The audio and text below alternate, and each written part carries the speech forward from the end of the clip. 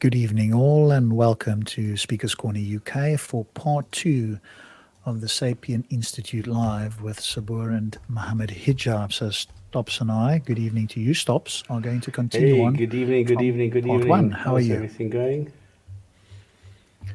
All good this side. A little bit of time to do this. We'll go for as long as we've got the energy. There's at least another hour or just under an hour worth of this stream. So I think Stops and I will just do as much as we can until we run out of steam or we can't take it anymore or whatever the case may be, and see what we can get out of this. So unless you've got anything else, Stops, we'll get straight into it. Go for it. Okay, here we go. So Brother Ibrahim. Next we go to Usman. Assalamu alaikum. Can you hear me? Yes, we can hear you. How are you doing, Brother Usman? Alhamdulillah. Jazakallah khair for your time. My question is, considering the pandemic and the what's been going on in the past year, bearing that in mind, like overnight, my family, a large segment of my family, a lot of Muslims I know, some of them who are actually grounded within our tradition, have become conspiracy theorists. And I just wanted to ask that to what extent like principles or tools that we have within the Islamic tradition, such as following the scholars, people that have the knowledge, following the consensus, so not just scholars, but following the consensus of the scholars, not questioning people's integrity, like having such severe skepticism where you think everybody's evil and doubting the integrity. And these kind of principles, to what extent should we apply these principles to basically all other aspects of our lives? Yeah, so Brother Usman, I would say that, sorry, that question we can't answer because it's not relevant to our remit, because we have a lot of questions in regards to doubts about Islam. But this is something that maybe you can send to Hijab on his Instagram and he can answer it there if you want. But it's not something that's relevant to your live stream, so I won't I don't want to address that. Okay. Would you like to ask a different question about doubt? Oh, I pushed the wrong button there. Just a quick one on that.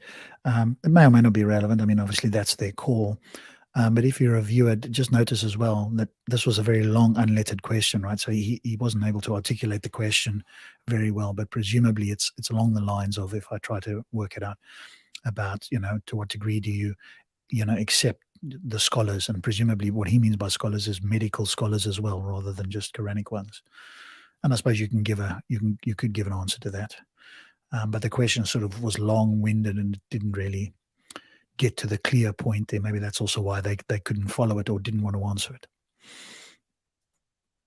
To be honest, the only other question I would have, if within the same remit, was, for example, how do we understand that when Adam alayhi salam or humanity comes from him, then how do we understand how we became so many from just two? Like, how did they basically have children and have more children within the same family unit?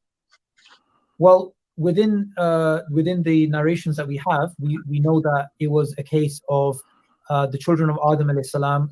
I believe it's a case that you had two twins, and then one married the other. I don't remember the exact. I don't know if there was a narration on that. I think that's what people inferred. They inferred from it, but it was because remember, the moral variables are different, because morality from an Islamic perspective is objective. So. Okay, I'm sorry. The first question was more interesting than the second, and now the answer is getting really ridiculous. Now, remember, yeah, exactly. I always say these are Muslims, by the way, as well, right? These are Muslims calling in. Yeah, this is quite funny. Exactly, because I always say, look, I can categorically and fully condemn incest if I want to, and a Muslim cannot, because incest is built into Islam. Now, when a Muslim hears this, they start screaming. But here, it's quite obvious, yes, it is. And it's not only here, it's also in Noah.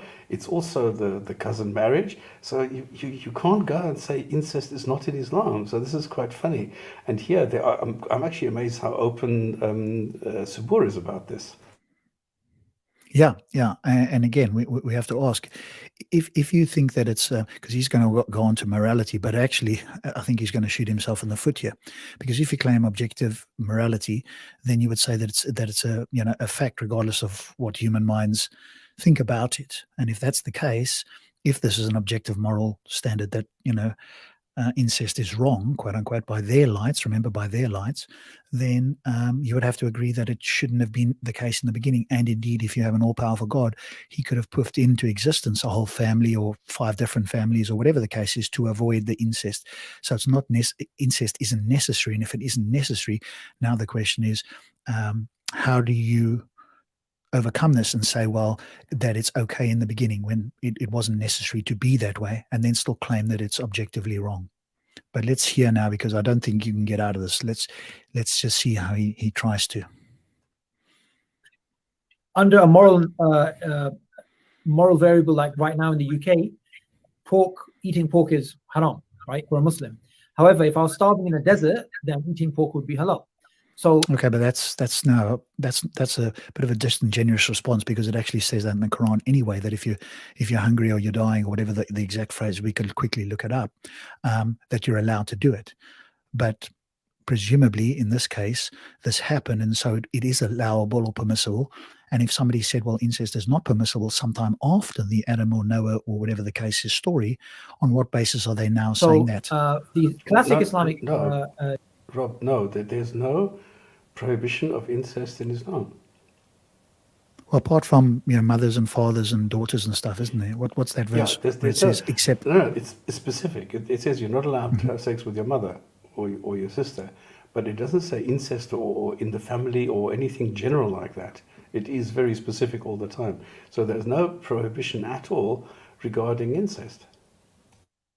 Well, isn't it the case that there's no prohibition against incest of cousins, but anything closer than cousins, they take it to be that it's a prohibition because it is talking about family members, and therefore they consider that incest? Sure, yeah, but it's not in the Quran. It's not something that, it's the same thing as with pork. Pork is prohibited, but allowed if in dire need. Incest is not prohibited, it's just that cousins, and here we don't know if this was actually, no, you're right, because you must have sex with your mother or your sister. There is no other way out. No, you're right. Okay, I'm wrong. Correct. So there is a prohibition against having sex with your mother and sister, and it must be the case here because there's no other option. There is no, in the Adam and Noah stories? Nothing. It must be the sister or the mother. Correct. So it's not called incest, but it is having sex with a prohibited person who is actually considered a mahram. And sex with a mahram is one of the worst things that you can do. Yeah. Yeah, that word, but it's prohibited, and they take that to mean or to be synonymous with incest, which I'm okay with. But as you point out, right, first cousins, we consider incest because of the biological implications thereof. But the Noah and the Adam stories, they can't get away from that there. And again, if God outlawed incest, then you would expect and imagine that he could outlaw it in those cases as well, or come up with some idea such that it was never the case. Otherwise, all you're saying is it's fine when God says it's fine, and that's not objective. So I think there's a bit of a shooting in the foot here. You can't go and claim objective morality. Maybe I'll run this past Muslims, say, have you got objective morality? In other words, are prohibitions objective in the sense that they're always wrong from the beginning of Adam and Eve right through? And if I phrase it like that and ask them, then we see what their response is. Then you can bring this up, that's right? a good way. Yeah. Oh, Pio is, he's jealous. No, I'm not.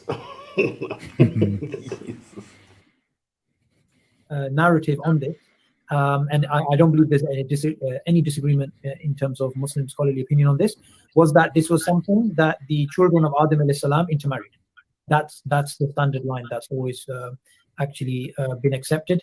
I don't know of any difference of opinion. And then how did they actually, from such a small number, become so large? That's just survival and reproduction over a long period of time. In fact, today, if we look at something like the children of Genghis Khan, there's literally tens of millions of people who Stops, did you do it, or did somebody do it and worked out that if you started 6,000 years ago from Adam and Eve and multiplying out, we wouldn't get to the number we got to today? So something else had to happen. Yeah. So it was the case that if you were 6,000 and you only had 2 people, and then they gave birth to twins or whatever the case is, did you ever get to a number of about how many we would be in sort of the year 2000 or something? Or I don't remember. No, the whole thing didn't make sense because what they did is they took a number in the year 2000, for example, and worked it backwards until it matched, all right? But the thing is, they took unnatural algorithms. So if you were to follow the algorithms through the way that they designed them, by today we would have 50 billion people on the planet, because now it's 10 years later, so the whole thing just falls apart. Yeah, that's a good point, right? So the algorithm needs to be consistent in terms of human growth, given our longer lifespans, better quality of life. And going back, that would have been less and less, unless, of course, you're going to claim miracles with people living 950 years.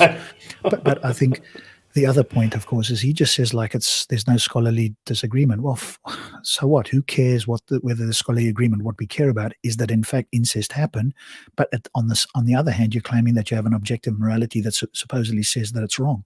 Well, clearly it isn't wrong in at least 2, if not more, cases of this being the case.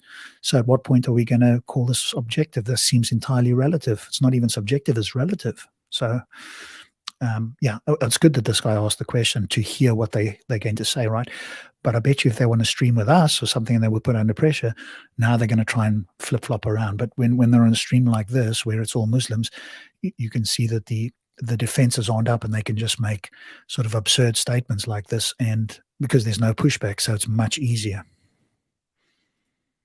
So how people can split, and also I just wanted to say something else as well. In a colony, and I know Hijab is going to love this. In a colony, all of the ants are actually siblings. They will have the same, all of them, right? So, this whole idea of, how can there be so many?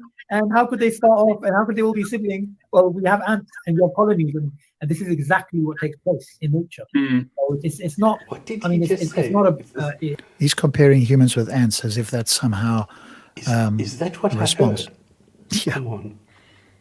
I mean, it's completely disanalogous. Why would you bring that up? I mean, what's that got to do with humans? Heard. That's why I said, please explain it to me, because I don't understand it. Now all ants are relatives, whatever, family members of each other.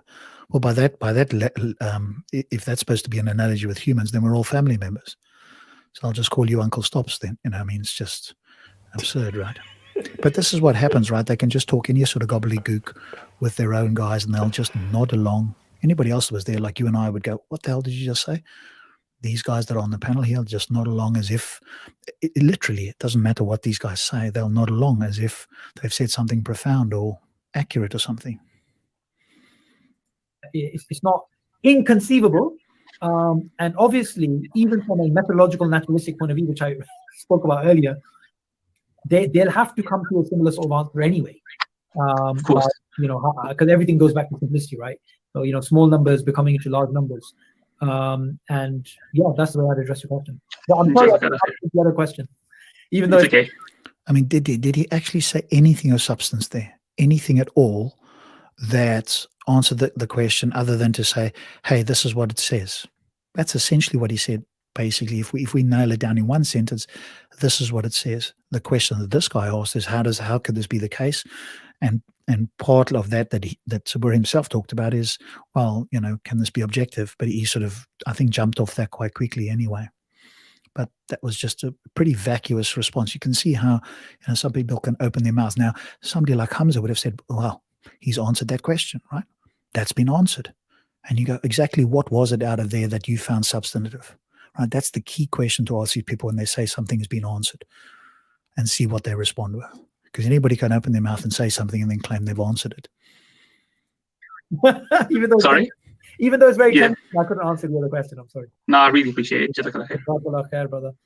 So let's go to Brother Sirosh Bhatt.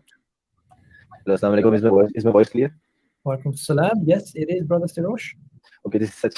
I'm literally talking to you guys. Okay, so my question is basically, my brother is about to marry a person in our family, right? So it's related to the topic. I'll tell you this why. I can't hear. I'm just going to have to slow it down a little bit. This was completely incoherent to me. I can't understand the word he's saying.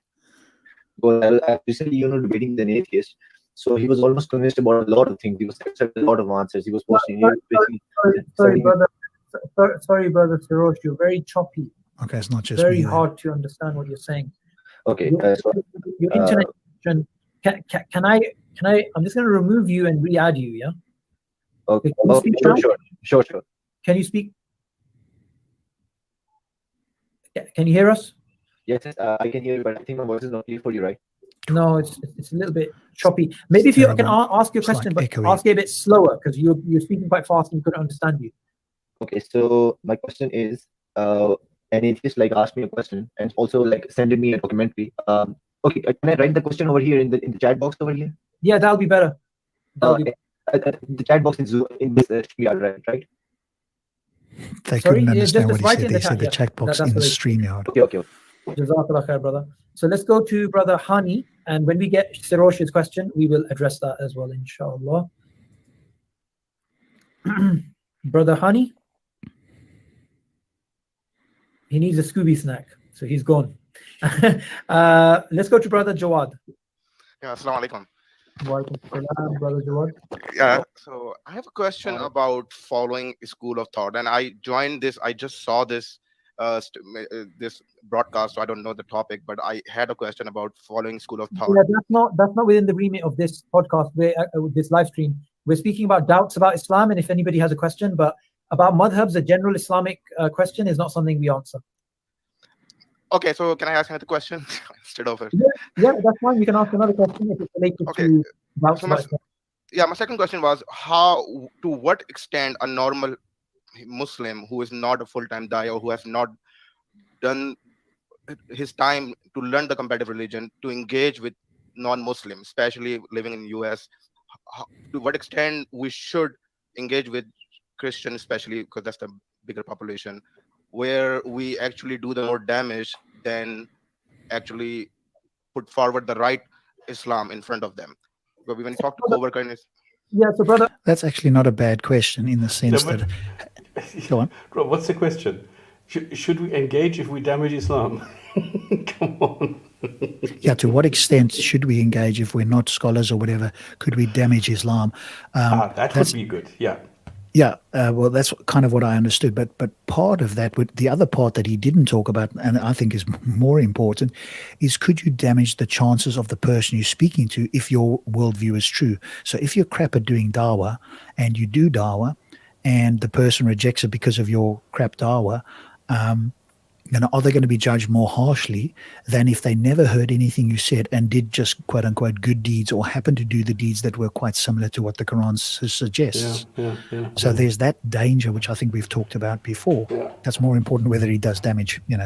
I think Islam does damage on its own. It doesn't need your help, although, there's a lot of helpful apologists that do help us, or do help damage Islam, but it can do it on its own. We just have to read the Quran, and that itself does damage.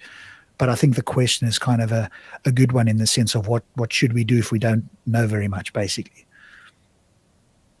Brother, I would answer this question quite briefly because it's a very common question. The first thing is that you should obviously gain knowledge, and it's not the case that we don't have enough time for it or we can't. Everybody's capable of it, and if anything's important, then you get it done. The other thing is that the Prophet ﷺ... Okay, that's actually not a bad answer as it happens.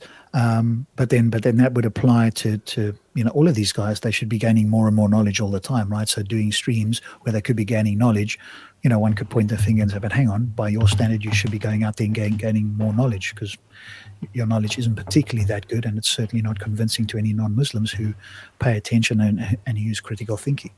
But in general, I mean, that's just the response itself is an okay response to have, but you just got to be careful that it also applies to you. That's why they should definitely allow us on. So if we are allowed on there, we are allowing them to increase their knowledge and experience. Or we might be taking people out of the fold so they could take it. They could see it that way as well. But I don't know that these guys would do it on a neutral platform only, right? We've seen what happened, and we'll talk about that another time as to how these things are run and so forth. This one verse. So you may not need to get into a deep theological discussion with a Christian about the Trinity, but at least you can share with them a few Quranic verses, give them a free booklets, pamphlets, whatever it is. Every Muslim has a duty upon them to, when they get the opportunity, that if people want to know about Islam, that they should speak to them. And even if they don't want to know about Islam, they should try to create that thing, that atmosphere. Yeah, I mean, but I think that's... Go on, Stops. You go first.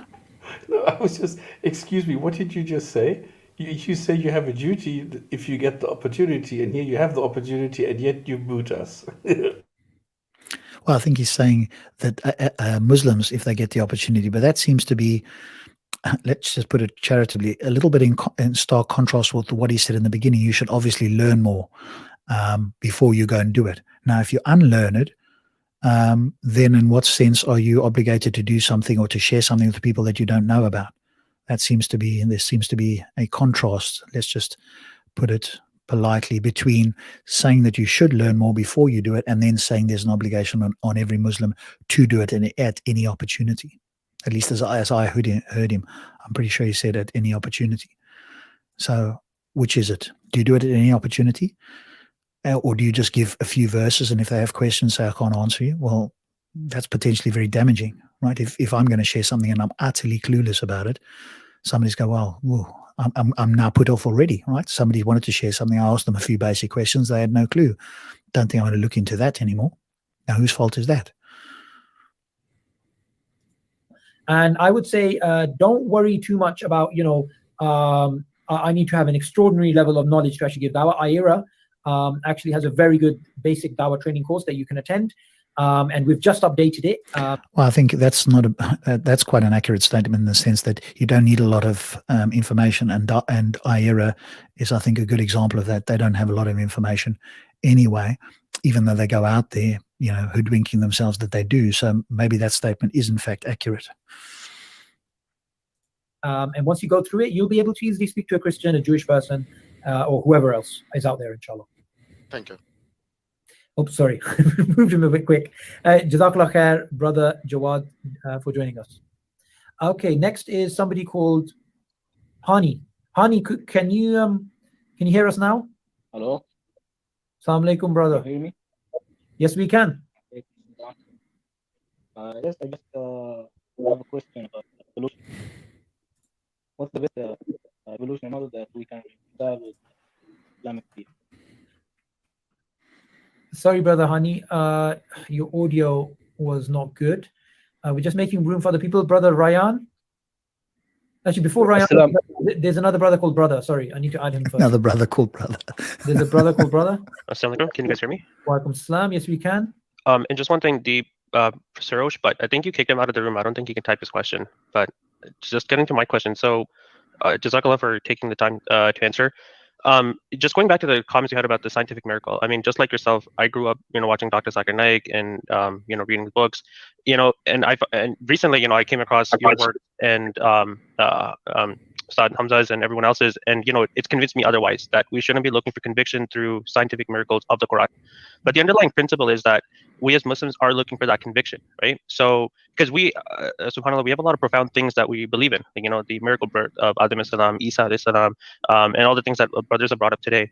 So when people, the conviction in all of that is rooted in what people say the Quran, the miraculous nature of the Quran. So what I've been trying to do for the last little while, and I've been browsing Sapience Institute and all these other videos, is I am absolutely convinced of the Quran, but how do we further build on that conviction? Like, what is it that we must do to go like this book, this subhanAllah, this miracle that we have is no doubt the miracle? And I know it's a weird, complicated question, but I just wanted to understand what one could do. I mean, there's obviously the intellectual arguments. We've got a book called The Eternal Challenge that summarizes the arguments quite well.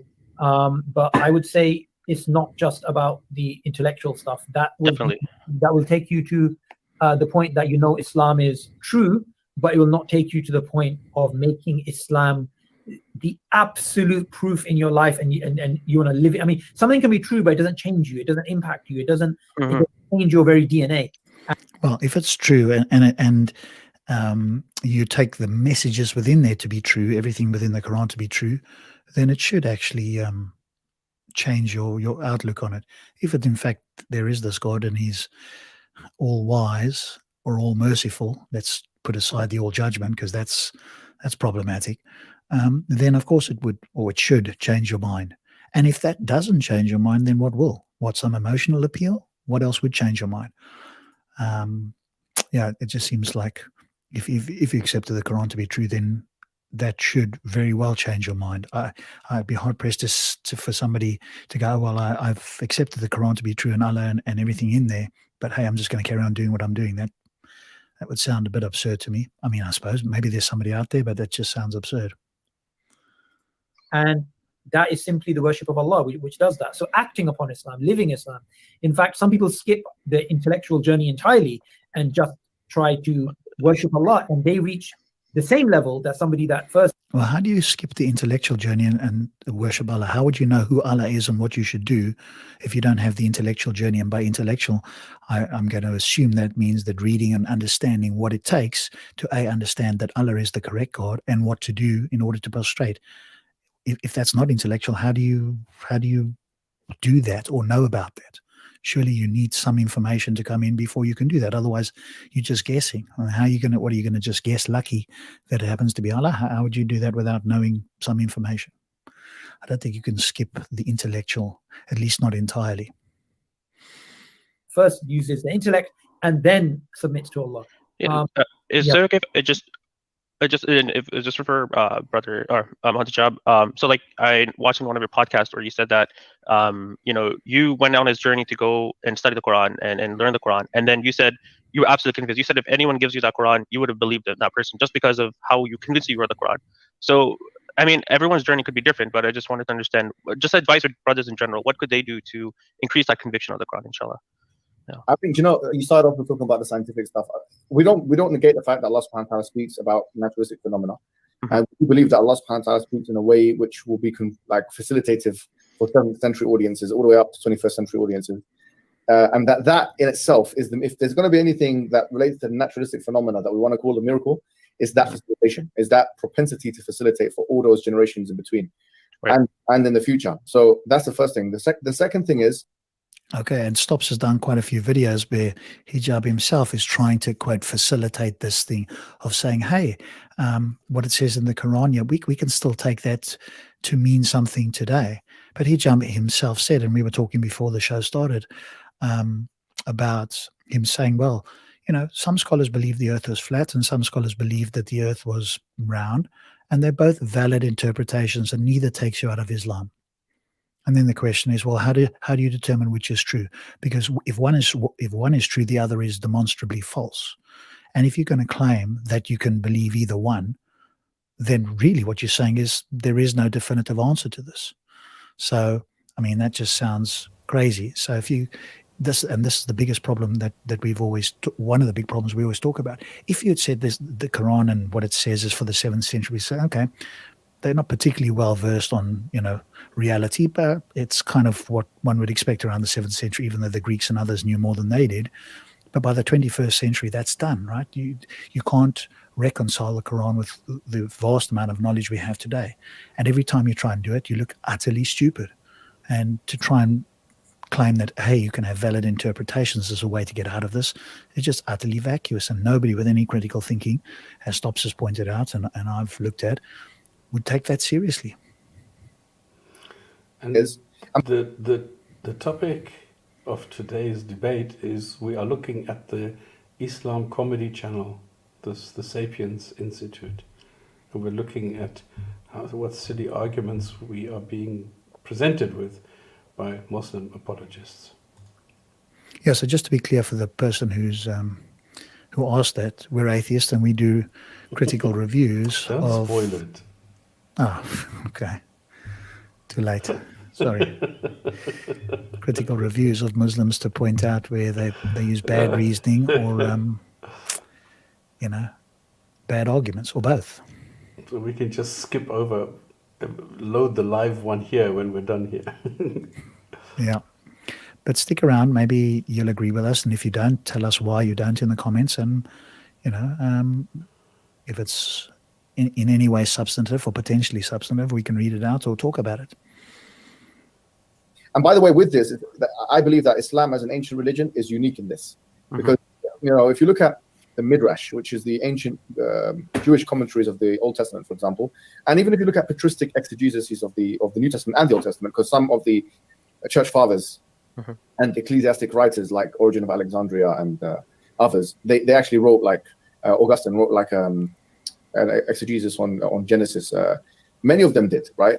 And if you look at how they interact with both them and the Old Testament, there's basically no interpretation. Just to take one example, like the flatness of the earth, that was consensus. I mean, the real rotundity of the earth only came about maybe from Augustine's time onwards, because of Aristotelian logic, for instance, and because of Aristotelian or Greek influence. It wasn't that anybody ever looked at any verse in the Bible and said that that verse indicates that the earth is round. I don't think there's anything like. Where's your argument for that? How do you know that there's nobody that ever did that? You're making a global statement on which you don't have that evidence. Have you studied every single historical reference or every single, Christian or Jew or whatever, and that you can come to the rather arrogant statement that nobody's ever done this? You see, these are the vast sweeping statements that these people make, and everybody out there thinks that they've actually done some study on this.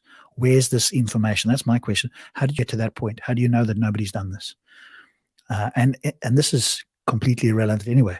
Reading your book straightforwardly, it talks about the earth being flat, and your way of trying to get out of this, when you try and explain that other scholars thought that it might have been round, I don't care what other scholars think. What I care about is, what does the Quran say? And if the scholar thinks that some verse in the Quran matches a spherical earth, let's look at that verse and we can critique their thinking. Otherwise, the rest of this is just vacuous statements. It's completely irrelevant. Anything like that. Right. They believe it's round because of the Greek influence. So that's one thing. We have precedent. When we say that, for example, the cosmology that we believe in today is a cosmology which is concurrent.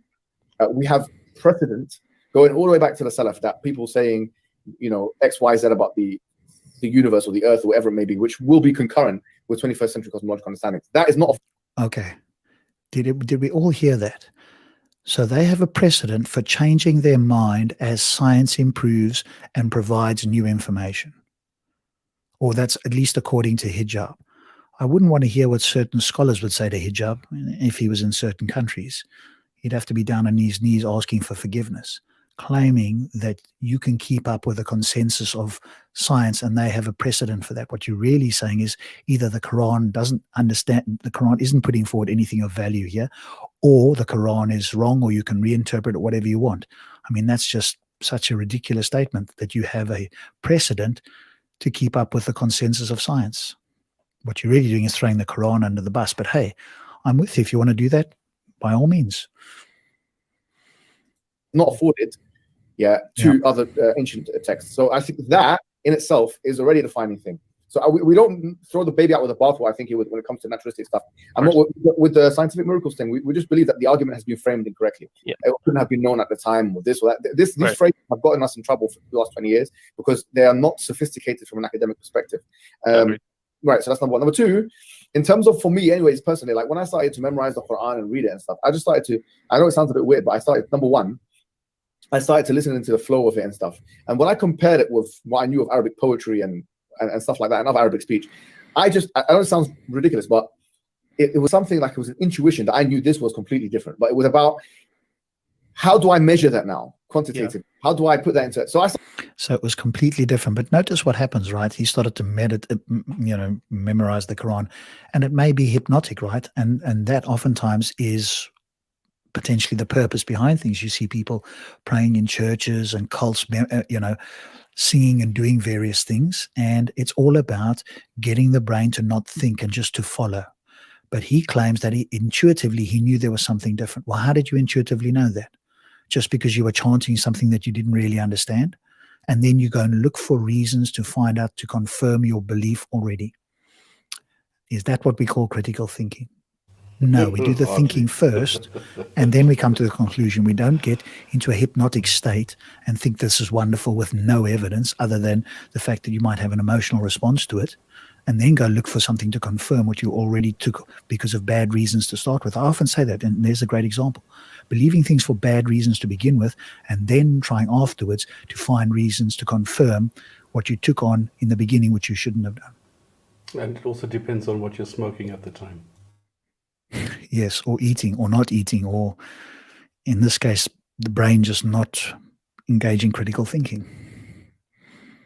So I started reading books of the A'jaz and Dala'il and stuff like that in Arabic, which is plenty, like the structures of, and now a lot of it's been translated into English, like Raymond Farron with the structures of scientific cohesion. In Arabic, there's one called Tartib, Asrar Tartib al-Quran. So there we go, right? I had this intuition. What does that mean? I just had a feeling. Well, great. We don't decide whether something's true by feelings, and then I go and look for something that'll confirm it. I'll go and look for something that, according to this Raymond Farron, the Quran is just so wonderful because it's got all these structures in it, right? So I got this feeling. I went to find something that confirmed my feeling, which was not a good reason to believe anyway. And now I feel a lot better. The exact opposite of what a critical thinker would do. But don't let that stop somebody like this. Quran by Suyuti and stuff like that. He's talking about how the Quran is all interlaced and perfectly like structured and stuff, despite it being piecemeal revelation and stuff like that. The fact, like for example, I remember when back in the days, I was Rob, memorizing this irritates me so much. This constant claim, piecemeal revelation. No, it is not. I don't understand why Muslims do this so much. It is not a piece of a jigsaw. It is not that there were pieces revealed and they somehow magically fit into the place. It was just a matter of reading a sentence from a tablet that was already written. So everything that was said already had a place before it was being placed. It's like putting puzzle pieces in the position that they will belong because you already have a map of where they belong. It is not something that you just randomly throw in and then suddenly miraculously it comes together as a coherent picture. It is pre-planned. I don't understand what is so difficult about understanding that. Yeah, I agree. It's almost like they have unique magnetic pieces. So you just put the piece over the board and it slips into place automatically into that place. You don't have to think about it. That's kind of what you're alluding to. But what I think they're getting confused with is that human beings, it seemed as if it was piecemeal. Well, we don't care what it seemed like to human beings, as you point out. Obviously, by their narrative, God knew exactly what was supposedly going to happen and in what order. So piecemeal by human standards, well, is that how you judge the Quran? No, obviously not. And I was just reciting, and I realized, well, every single ayah has the word Allah in it. And I found that as a revelation. I looked at it myself. Okay, let's just stop and scratch our heads for a moment. The fact that every ayah says the word Allah in it, he found that revelational. The fact that you can put a word into every sentence, if that's in fact the case, or let's just say every chapter. Don't. It's not every sentence, is it? It's every chapter. No, there's 12 sentences that don't. Sorry, say again? There's 12 that don't have it. Oh, 12 sentences or 12 chapters? Like ALM. Oh, yeah, of course. But I mean, this is revelational that you can insert a word into every sentence. I mean, how low can you possibly get the bar to be? I mean, goodness gracious. Going to the moon must have been beyond revelational then. If you think that you can insert a word into every sentence, somehow that makes it magically revelational. How does the brain operate? Goodness gracious. Myself, and I thought, this is unbelievable, because in the middle of that surah, I was like, yes, it's unbelievably trivial that you can put one word into every sentence. It is unbelievably trivial. You just missed out the word trivial there. That Quran, he surrounded them and he made them forget the mention of Allah. And it's like Allah is trying to get us to remember. Do you know what I'm trying to say? Because the shaitan is trying to get us to forget. And I'm thinking, wow, man, like this is a Tory speech. And in every single ayah, because there was only like maybe, I don't know, 40 ayahs in that surah. Right. Every single ayah has got the word Allah in it. Like, how can you program that into your oral communication? If you want to, you're making all these arguments and you're shifting from one subject to the other, and you're putting the word Allah, is very, very, very difficult to do. Why? What's the argument that it's very difficult to do? That's just your personal, unsubstantiated opinion. How is it very difficult to do? Because presumably if shaitan is supposed to be getting you to forget, Allah is more powerful than shaitan, so he's not going to succeed. And putting a word in everywhere, how is this so very difficult to do? Please explain the argument for this, because at the moment you haven't. You've made an assertion, and presumably it's referring to shaitan, but that seems trivial, that Allah will always overrule or outsmart or overpower shaitan. So whatever Allah wants, he's going to get. And if he wants his name in every sentence, he's going to get it, or most sentences. How is this in particular? And people at the time will do this, right? If you're in that state, you're going to keep writing about it because that's all you're thinking about. Allah, Allah, Allah on the brain. Well, then obviously you're going to put it in every sentence. Why is this like, what am I missing here? Maybe somebody else can tell me. And I realized that these subtleties existed throughout the Quran. So then it was a matter of trying to see who spoke about this in similar terms. And I realized there was a rich literature from all the way back, from the Mufassirun, like Al-Razi in his tafsir, he starts talking about this. Al-Zamakhshari in his Kashaf, he talks about this. And everyone's talking about this. It's like live discussion about how the Quran is a mu'jiza, is how it's it's a miracle. And I thought that basically intellectually is very, very satisfying for me anyway. Okay, well, I think that says it all, right? That he thought that was very intellectually satisfying. When it was trivial things, at least the things that he's mentioned here, particularly with Allah being in every verse, and he found that intellectually satisfying.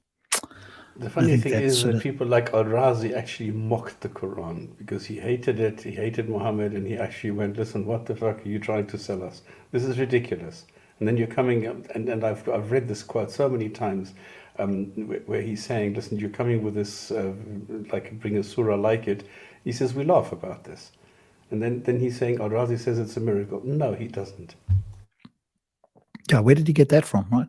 That's a good point. So in future, like, where's your evidence of that? Jazakallah. If I could just give one quick feedback. Your Sapience Institute videos, the ones you put out, mashallah, they're great. I love them. But I have to listen to them on 0.5, 0.75 speed because mashallah, he speaks so fast. I feel very sorry for you. If you could... No, Turn me off about that. I said you have to slow it down. I thought, yeah, just for the benefit of everyone watching. And if you could throw sometimes some visuals up on the screen just so it's easy to follow for the brothers, because I have to watch it multiple times. And I've read the comments to say the same thing. But just collect your time. You know, watch my comments on this, and I that, will speak slowly, and you will get much more information. Yeah, give me pretty pictures as well, because I can't follow along. I'm doing one at the moment on 19. Yeah. If you find that tough, yeah, I tried reading Hijab's book on feminism, and I had this hubris. I mean, I studied philosophy. Yeah, I'll be able to understand this. I looked at it, and it looked at me, and I was like, yeah.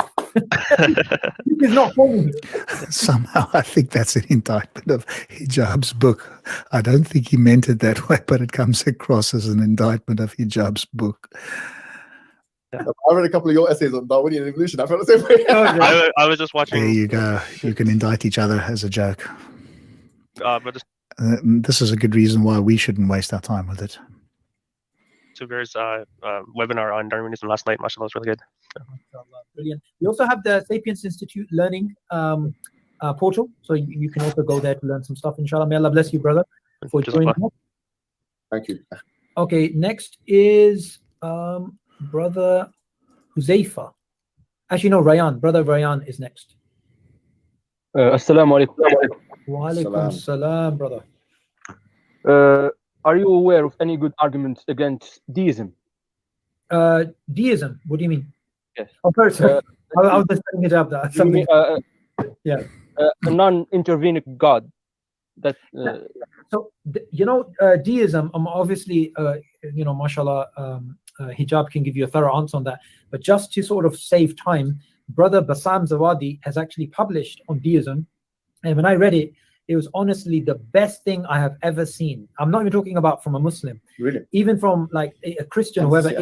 It's just something he's published on academia.edu. I think it's the only thing that I've read of his. But I mean, that was the best refutation. What's he saying? You give us some. Okay, so yeah. I'll give you an argument. The argument that he was like, what we do in our Go Rap is we speak about how it's basically part of Allah's wisdom, that Allah speaks to us, and Bassam just really puts that in an academic way. I would say for the purposes of the questioner, it's sufficient that the idea that Allah created everything and just left it to run by itself would basically mean Allah is doing something superfluous, that there's no meaning, there's no foresight. What? The fact that he did it and then could stand back and watch to see what's going on, to maybe marvel at his creation or whatever. We're talking about a deist God now. How's that superfluous? What nonsense are you talking? What's the argument for this? He is saying if there's no God that is issuing a test and is there at the end of the day to judge you, it doesn't make sense because there's no purpose. Remember, they're always going from the purpose and the reason and things like that. Yeah, but in this case, he's talking about, hey, if the God let the universe run and didn't intervene, then there would have been no purpose. It's superfluous. How did you get to the fact that it's superfluous? Obviously, he'll have a purpose. There's no checking. There's no judgment. There's no test. There's no interference. That doesn't mean that the universe doesn't have a purpose. It just means that you don't know what the purpose is. How can you jump to the conclusion? What is your argument to suggest that there's no purpose and therefore it's superfluous? Well, that's just an outright assertion. You need to worship me, and if it doesn't say you need to worship me, then it's superfluous. Yeah, but that's simply from the Muslim paradigm, and that's begging the question against the deists. That's utterly fallacious. Correct. You can't start from the Muslim paradigm and say, well, hey, from our paradigm, you need to be doing X, Y, and Z. The deist or the Christian or the atheist is going to laugh at you and go, you're just begging the question against my position. Anybody can say from my paradigm, it should be X, Y, and Z. What we're trying to do is say, well, what could you say to somebody who is a deist? And if you say, well, from the Muslim paradigm, they're just going to look at you and go, why should I care what the Muslim paradigm says? I mean, it's just a begging of the question. Hopefully, maybe he's just got the badly wrong end of the stick and he didn't read it very well, or he can't articulate it very well. Maybe this person on Academy EU, because I think I'm actually signed up to that, maybe they put something more coherent, but what he just said there is just utterly vacuous. Side, there's no end goal, and that's obviously not part of perfection. Part of perfection would be that you would do things for a reason. You wouldn't just Yeah, but you haven't established that a deist God creating the universe, not intervening, doesn't have a reason. You haven't established that he doesn't have a reason or a purpose. You're just claiming that's the case. Now, what's the argument that it doesn't? just do stuff without any justification at all. So that's what we need to keep in mind when it comes to deism. Deism, I believe, is actually quite popular. It's a lot more popular than I think atheism. I think atheists are loud. Deists are not loud. How's this relevant to the question that he's asked? You're just rambling off on a red herring, a tangent, side point that's totally irrelevant. He asked you for an argument against deism, and your vacuous response was, hey, if he creates a universe and he lets it run, then he doesn't have an intention or purpose, which you can't back up. And now you're going off on a red herring. Loud, but I think there are actually a lot of deists out there. How would you address deism? Yeah, I think what you said is right. I mean, I think what you said is right. And obviously, there's so many verses in the Quran that actually attack deism. That's not the point. I know. Go ahead, Stops. No, that's it. The deist or anybody else is going to say, why would I care about what the verses in the Quran say? This is supposed to be a challenge against deism that the deist will take seriously, not that your Muslims will, because if you're going to speak to somebody and you're going to quote the Quran, they're going to say, who cares what your Quran says? Why should I care about what that says? I'm not in your paradigm. Think like that. No, they can't. That Allah has not created this heaven and earth for play and amusement, and if he wanted to, he would have taken a month from among himself, something to do for idle time and so on. So these actually, I always believe that the verses of the Quran are the best, because when Allah subhanahu wa ta'ala says that conceptualize. Yeah. And this word, right, we must always keep it in mind when you hear people say this. The first question that at least comes to my mind, and I think for most people, is, what do you mean by best? The Quran verses are the best. By what standard? And then let's see if we agree with that standard. Let's hold you consistent to see whether that is consistent throughout everything you say and every verse in the Quran. How are they the best? It's just like me saying, well, the wind is the best. By what standard? As opposed to not having wind? Well, why? Why are they the best?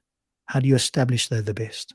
Right? These statements come out, little short sentences and statements come out there, and nobody challenged them, and everybody just goes, oh, it must be the best, right? Instead of going, hang on a moment, why is it the best? What's your criteria, your standard? Created heavens and earth bil-haq, in truth. Now, if he's mudabbir al-kawn, if he is the one who's meant to be maintaining the kawn or the existence, why would he be aloof to it? Like, how can?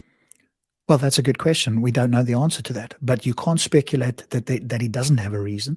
If he's a sentient creature, he may well have a reason. It could be that he wants to see how it plays out for his amusement or whatever the case may be, right? The fact that we don't know doesn't mean there isn't an answer, and you are not justified to say, well, just because you don't know, you can therefore assume that he doesn't have one. That's just ridiculous. How can you be, and this is actually kind of a paradox, if you're sustaining something or maintaining it, it kind of disqualifies you from being aloof from it. Because if, do you see what I'm saying? Well, he doesn't have to sustain it. Again, you're just assuming that he has to sustain it. All he has to do is light the spark and let it go. Maybe he wants to just see how it plays out, even if he knows how it plays out. Maybe he doesn't know how it plays out, or he's got multiple universes running out. He doesn't need to sustain it other than to just let the spark run and see what happens. So there's a lot of assumptions in here that you can't justify, since you don't know what the deist God plan is anyway. But this is, again, just from your, as Stops pointed out, this is just from your own paradigm. And so your thinking on this is entirely muddled, and it's very clouded by your idea of what a God is or should do. And anybody else is not going to take this seriously. All they're going to hear is you making baseless and wild assertions that you cannot back up. Good point. Yeah, That's a good point, yeah. if we can establish, I think from the best logical way is if we establish that Allah, or the necessary existence, say the necessary existence is it's pre-eternal and post-eternal, and they're unnecessary. Therefore, everything depends upon Him, and so on. All those things that we know from the contingency argument. That the assumption is that everything needs Him in order to continue, and if everything needs Him in order to continue, that means He is. No, well, what's the argument that everything needs him in order to continue? Everything needed him maybe to get started. Even you could argue that maybe, but what's the argument that it needs him to in order to continue? By logical necessity, always present in the running of the universe. So he's not leaving the universe. Yeah. So the only exception that deists will have to make is for the human being. So Allah is maintaining everything, and then the idea is that the human being, these sentient creatures now, they're just left like that. Yeah. Which the only thing that I'm hearing here is, what is the argument against deists? Well, it's not Allah. Finished. Yeah, another way to summarize it, right? And by our lights, this is how we think a God should behave, and anybody that doesn't, well, that's an argument against this. No, that's not an argument against this. That's just an argument that your people will find attractive because they already believe what you believe. But any deist is just going to listen to this and go, hey, thanks for your speculations. Why would I care? What's your argument that I should take whatever you're saying seriously at the moment? You're just farting in the wind. for me would be completely like, they would have to explain that. Why is that the case? That's a good point. You're putting on. So just to answer to the to what's on the message there, no, he didn't give a name. I mean, we might have to rewind a little bit. He gave the name of somebody, but he didn't say what the paper was. So you might be able to search by author, but I don't remember the exact naming yet. But that'll be a little bit further back in the in this video itself, which is in the description of this live stream that we are reviewing now.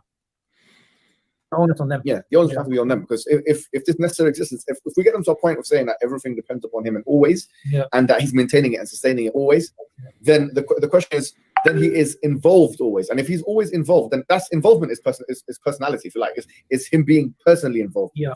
And so if he's involved and he's personally involved, then this idea of deism already is like 90% gone. Now you have to ask the question, why would a human being be the exception to the rule of everything being maintained? How could it? I mean, how could the human being be the exception to the rule? And there's a beautiful ayah in the Quran, man. It's Surah At-Tawbah, which goes like this. Which goes, let me get there. Allah malja'a min Allah illa ilayh. Yeah, this is like such a powerful, like we're talking about the expressions of the Quran. There's no refuge, and basically he's talking about these three people that were there's three people that were left behind, and then the earth was constricted. And then it says this beautiful phrase which says that they thought that there was no malja'a, there was no refuge from Allah except to him. So they knew that there was no malja', there was no refuge from Allah except for him. So in other words, we are forced to be in a relationship with Allah by virtue of the fact that. Did you get that? We are forced to be in a relationship, but we have free will and can make a choice. Let's remember this, shall we? You are forced. What is this? At 1:59:50 in this video, Hijab says that you are forced to be in a relationship with Allah. That he created and is maintaining, and there's nowhere we can go where Allah is not in control, basically. And if that's the case, there's nowhere you can go. So he's omnipresent. So he's inside his creation then, is he? No, they will say, it's just his knowledge. So how can his knowledge be separate from him and be inside of creation and not him? Oh dear. See, when you go down the speculative route and you just start making these claims and we start asking questions about these seemingly vacuous claims you're making, let's see you answer this. And again, if he was here speaking to Stops and I, we wouldn't let him off the hook with this rhetoric and these, assumptions and wild assertions. What's your argument for that? How did you get to this? But because he doesn't have to, and this is like a friendly panel where he can just run his mouth non-stop without having to justify anything, you just hear the rhetoric spill out here, right? We're forced to be in a relationship. The deism is basically untenable from that angle. Yeah, absolutely. Wow, so now you've refuted deism by your lights with your unsubstantiated assertions by your own lights. No deist would possibly take you seriously. But thanks a lot for passing on to this guy something from your lights that will not have the deist blink an eye for a moment, and neither should they. So it's Brother Ryan, Jazakallah khair for joining us. That was exactly the understanding I had. I just want you to infer me some academic paper so I can check them. Thank you.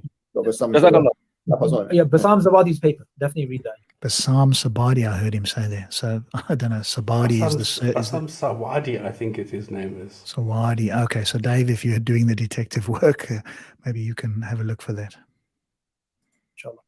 Okay, so we also have Brother Huzaifa and Marai.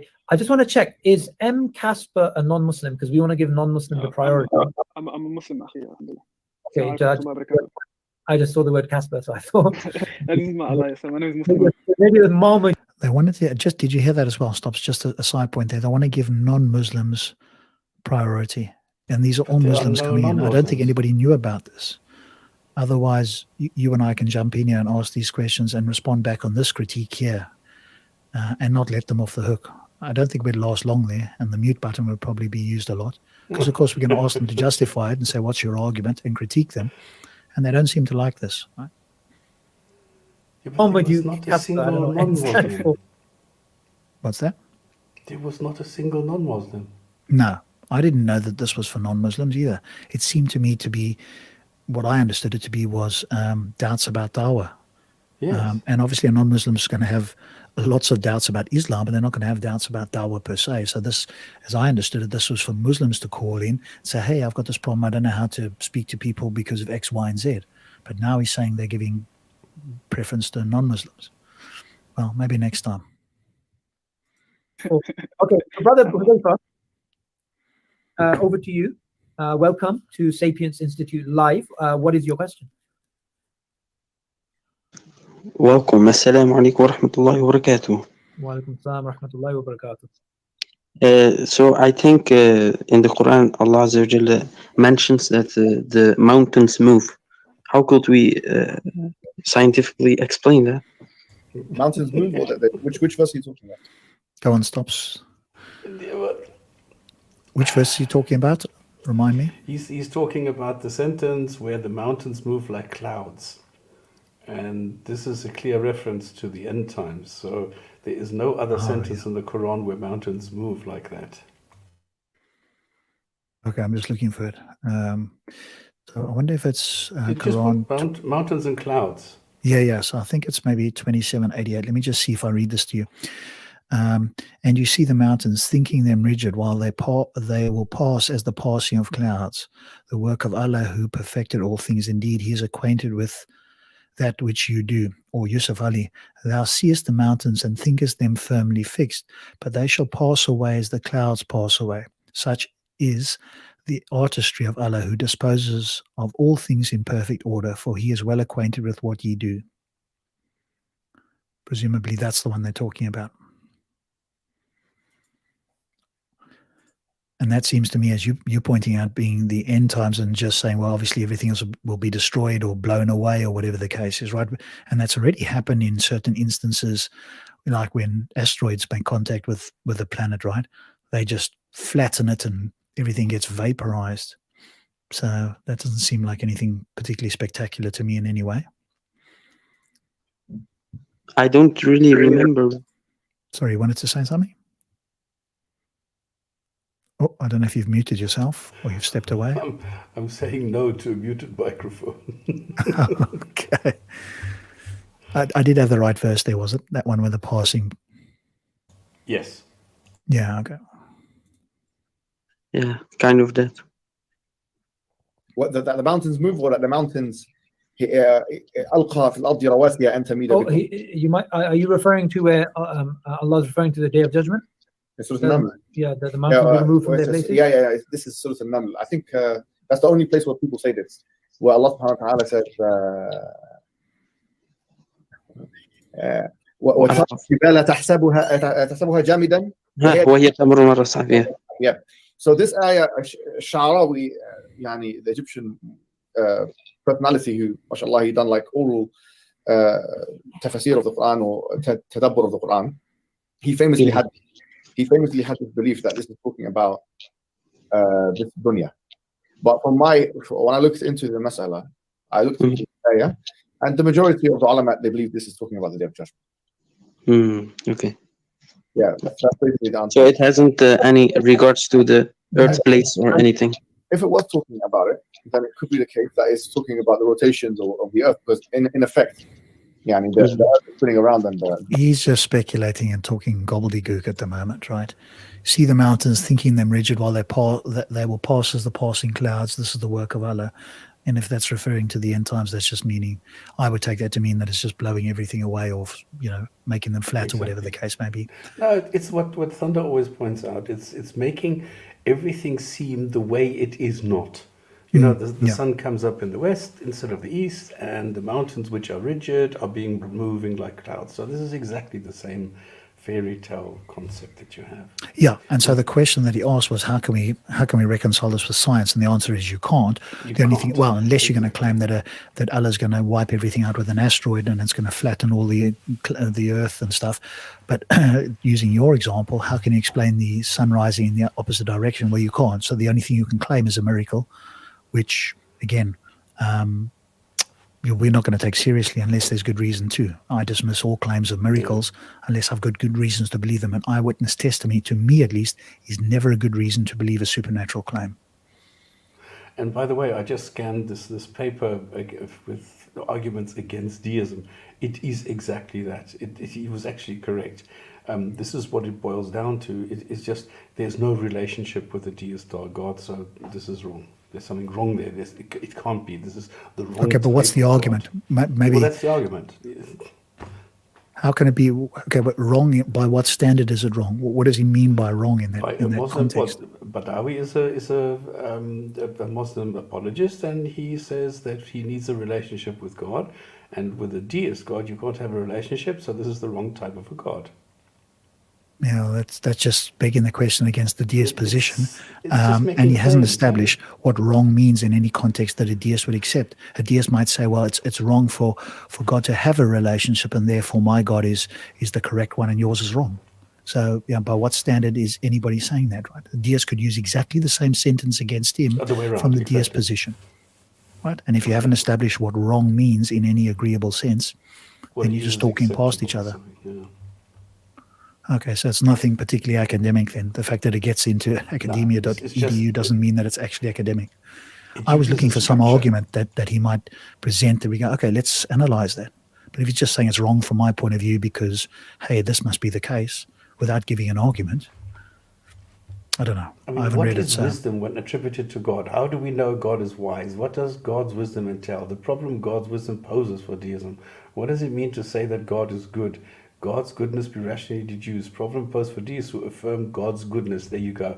And then it goes into divine revelation, elucidates the central moral dictates of God, unveils matters inaccessible to our unaided reason, demonstrates God's compassion, clarifies the nature of our relationship with God, humors, elevates and honors the status of human beings, and justifies the moral accountability of sinners. Why is that good? Are miracles significant? Are miracles identifiable? Are miracles possible?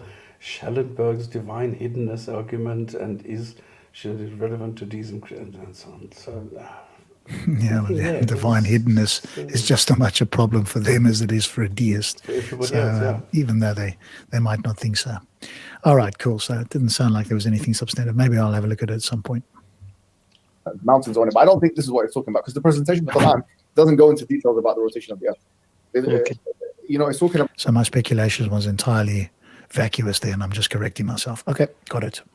Well, the Quran, he put on the earth these mountains so that it doesn't shake. This is more the presentation. Are you going to explain it or not? He put the mountains on the earth so that it doesn't shake, did he say? Yes. These are the pegs. It still shakes regardless of whether there's mountains on the earth. So what the hell are you talking about? It's like pegs. Where the mountains are, it never shakes. Well, of course, mountains do shake where mountains are. I mean, we have volcanoes and Zakir Naik. He's a medical doctor. Earthquakes and so forth in and around mountains as well. How do they get? Zakir Naik explains this to you. It's not an earthquake. It's a shaking of the ground. It's not an earthquake. Yeah. Okay. Well, Zakir Naik is not scientific, so obviously his speculations. What do you mean? Aren't of any value. Yeah, I'd be very cautious that he's a doctor of anything. I wouldn't trust him as a doctor of anything, to be honest. It's talking about the Qishra al-Diya. It's not talking about more the outer crust of the Earth, more than the planet Earth itself. I think the question that usually they have is that how could they be talking about? Well, we know that mountains don't do that. They have an objection to that. They say mountains don't cause stability; they cause instability. But the truth of the matter is, I mean, I was looking at the science of this, and it's a principle in geology called isoptasy, which is basically the idea that it's talking about stability of the mountains and so on. But the truth of the matter is, isoptasy and its conceptions have changed dramatically over the past 100 years. Like from the 1800s. Totally off his rocker. Oh, shit. He doesn't know what he's talking about. Yeah, this is just a hijab ramble. It's a bit like a Shabir shuffle. This is the hijab ramble. If somebody can come up with an H word that's synonymous with ramble, we can then start to use that. So come on, people in the chat. What is a hijab something like a Shabir shuffle? What's the hijab ramble or the equivalent or synonymous with the word ramble here? I'm just going to say gobbledygook here, right? Hundreds when this guy Dutton wrote it, and then Jolly, and it's changed over the 100 years. It's changed quite a lot. The truth of the matter, we don't know what would happen if the keep saying the truth of the matter. Well, the truth of the matter is you don't know what you're talking about. The hijab hustle. Here we go. That's a good one. That's a good start. There we go. Is there any improvement on the hijab hustle? Hijab hubris. What would happen? I mean, what we know is that, Allahu Alam, I'm not a geologist, by the way. I mean, Zaghloul Naggar. That's entirely clear. It is very crystal clear that you are not a geologist. All of this bollocks that you're spewing now, and the fact that, but you haven't actually presented any facts. Wrote a book on this, isoptasy and so on. To be fair, he's a geologist. He's a geologist. Yeah. He wrote a book, like a 90-page document on it, isoptasy and so on. Yeah. But when I was looking at some of the books, they were saying that when you take out glaciers, because they had this, when ice glaciers, they melt. Yeah. And they think that when ice glaciers melt, something called uplift takes place, which is basically like instability of that particular Earth crust. And so, it's just contradicting there, but the truth of the matter is we don't know. Well, the truth of the matter he's basically saying is we don't know. Let's just hear what he doesn't know again. Happen if you uproot mountains. We don't know what will happen if you uproot mountains. That's the truth of the matter. But he's actually just said that there are scientists that claim to know what happens when you uproot mountains, if you can use that term. I'm not sure anybody uses the term uproot mountains anyway. What's he talking about? By the way, there's some, maybe it's of interest or not. Muslim apologists often quote the Quran, and they go into Frank Press, the book that on page 96 or something says about the mountains and the roots and everything. This is used as evidence that the Quran is correct. One thing that you need to point out, the word root does not appear in the entire Quran. So this is something that they sort of pull you over into this. And they say, you see, it says root there on what it says on geology. So the geology textbook mentions roots, and that is exactly what we have in the Quran. No, it doesn't. But you need to know, a few things, like there is no such thing as root in the Quran. So don't get hoodwinked here. Yep. The Quranic assumption is that if you uproot a mountain, then there's going to be major instability. That's the assumption, because mountains were meant to be a force for stability. So if you uproot them, there's going to create a huge uplift of something. No, you. So, Jazakallah khair, brother. What's that? I'm sorry. I'm just saying, no, you fool. It isn't. It's the opposite. If you, there's 5 different types of mountains. Okay, the one is this. Okay, he thinks what he is talking about is only one type, which is where the tectonic plates go on top of each other. And that is the type of mountain that he knows. He doesn't understand the other ones. And the thing is that where the fault line is, that is exactly where you have the earthquakes. That's why we have so many earthquakes in the north of Italy, just south of the Alps, the mountains. That's exactly the reason why we have this. Mm. Assalamu alaikum. Wa alaikum assalam wa rahmatullahi wa barakatuh. We've received a question, and I really thought hijab would be best placed to use the Millsian perspective to address this. So, Sapience Institute, if atheists base their morality on the harm principle, does that mean it's okay to sexually molest a woman that's asleep if she doesn't know what's going on? No, I think this is a bit crude. I think from a liberal perspective, that's if she doesn't know what's going on. At the end of the day, even liberals, they have principles. They have their red lines, and I think this would be one of them, because it will be seen as, obviously the three things that they prioritize is wealth, property, and liberty, you know. And so this will be an infringement of freedoms of that person who's asleep. But that's liberalism. This is asking about the harm principle, and if atheists base their morality just on the harm principle. No, they don't just. Yeah, so they don't just do that. So yeah. if we took this question, it's not a good way to argue. I don't think. Okay. They don't just premise it on that. There's a whole section of liberalism which talks about contract law, and consent is huge in liberalism as well. We shouldn't underestimate that. Sure. That part. Brilliant. All right. Next is. Yeah, I think at least he batted that question away. It was a rather silly question, and he kind of batted that one away there. So that's fine. Marai. Assalamu alaikum wa rahmatullah. Can you guys hear me? Yep, wa alaikum salam, we can. Okay. My question is regarding the Sharia in the Bible. And I think it's an important question because we tend to use, and I find you guys also using this when making doubt Sharia in the Bible. So you know how us as Muslims, right? We use the Quran as the criteria of aqidah to distinguish the truth and falsehood in other scriptures, right? Like the Bible, for example. But when it comes, and us Muslims believe that the aqidah remained the same for all of human history, but the Sharia changed, right? So when it comes to the violent verses in the Bible, like for example, burning your daughter alive, like burning the daughter's priest alive, or when Musa alayhi salam told in the Bible told the go kill the women and take the girls and all this stuff. How do we act? What criteria do we use? How do we actually know that this is something that was fabricated or corrupted and not the Sharia at the time of Bani Israel from Allah subhanahu wa ta'ala? Very good question. If it's in contradiction with the Quran or Sunnah, then it's fabricated. Well, we would believe it's not something which is correct because there is that injunction that do not belie them and do not agree with them. If something is not, if something the Quran and Sunnah has not spoken about, then remain agnostic about it. Don't speak too much about it. And that's, I think, a mistake sometimes we make. Like, for example, on the issue of the global flood, we will jump into the fact that we say that's a biblical, it's explicit, but it's true, it's in the Bible. But what if in the next 20 or 30 or 50, 100 years, they found out that there was a global flood? Now everyone's going to say that the Quran is talking about a local flood, and that Christians will start rejoicing. But the truth of the matter is, there's nothing clear in the Quran that says either way. And you know what? Did you hear that? There's nothing clear in the Quran either way.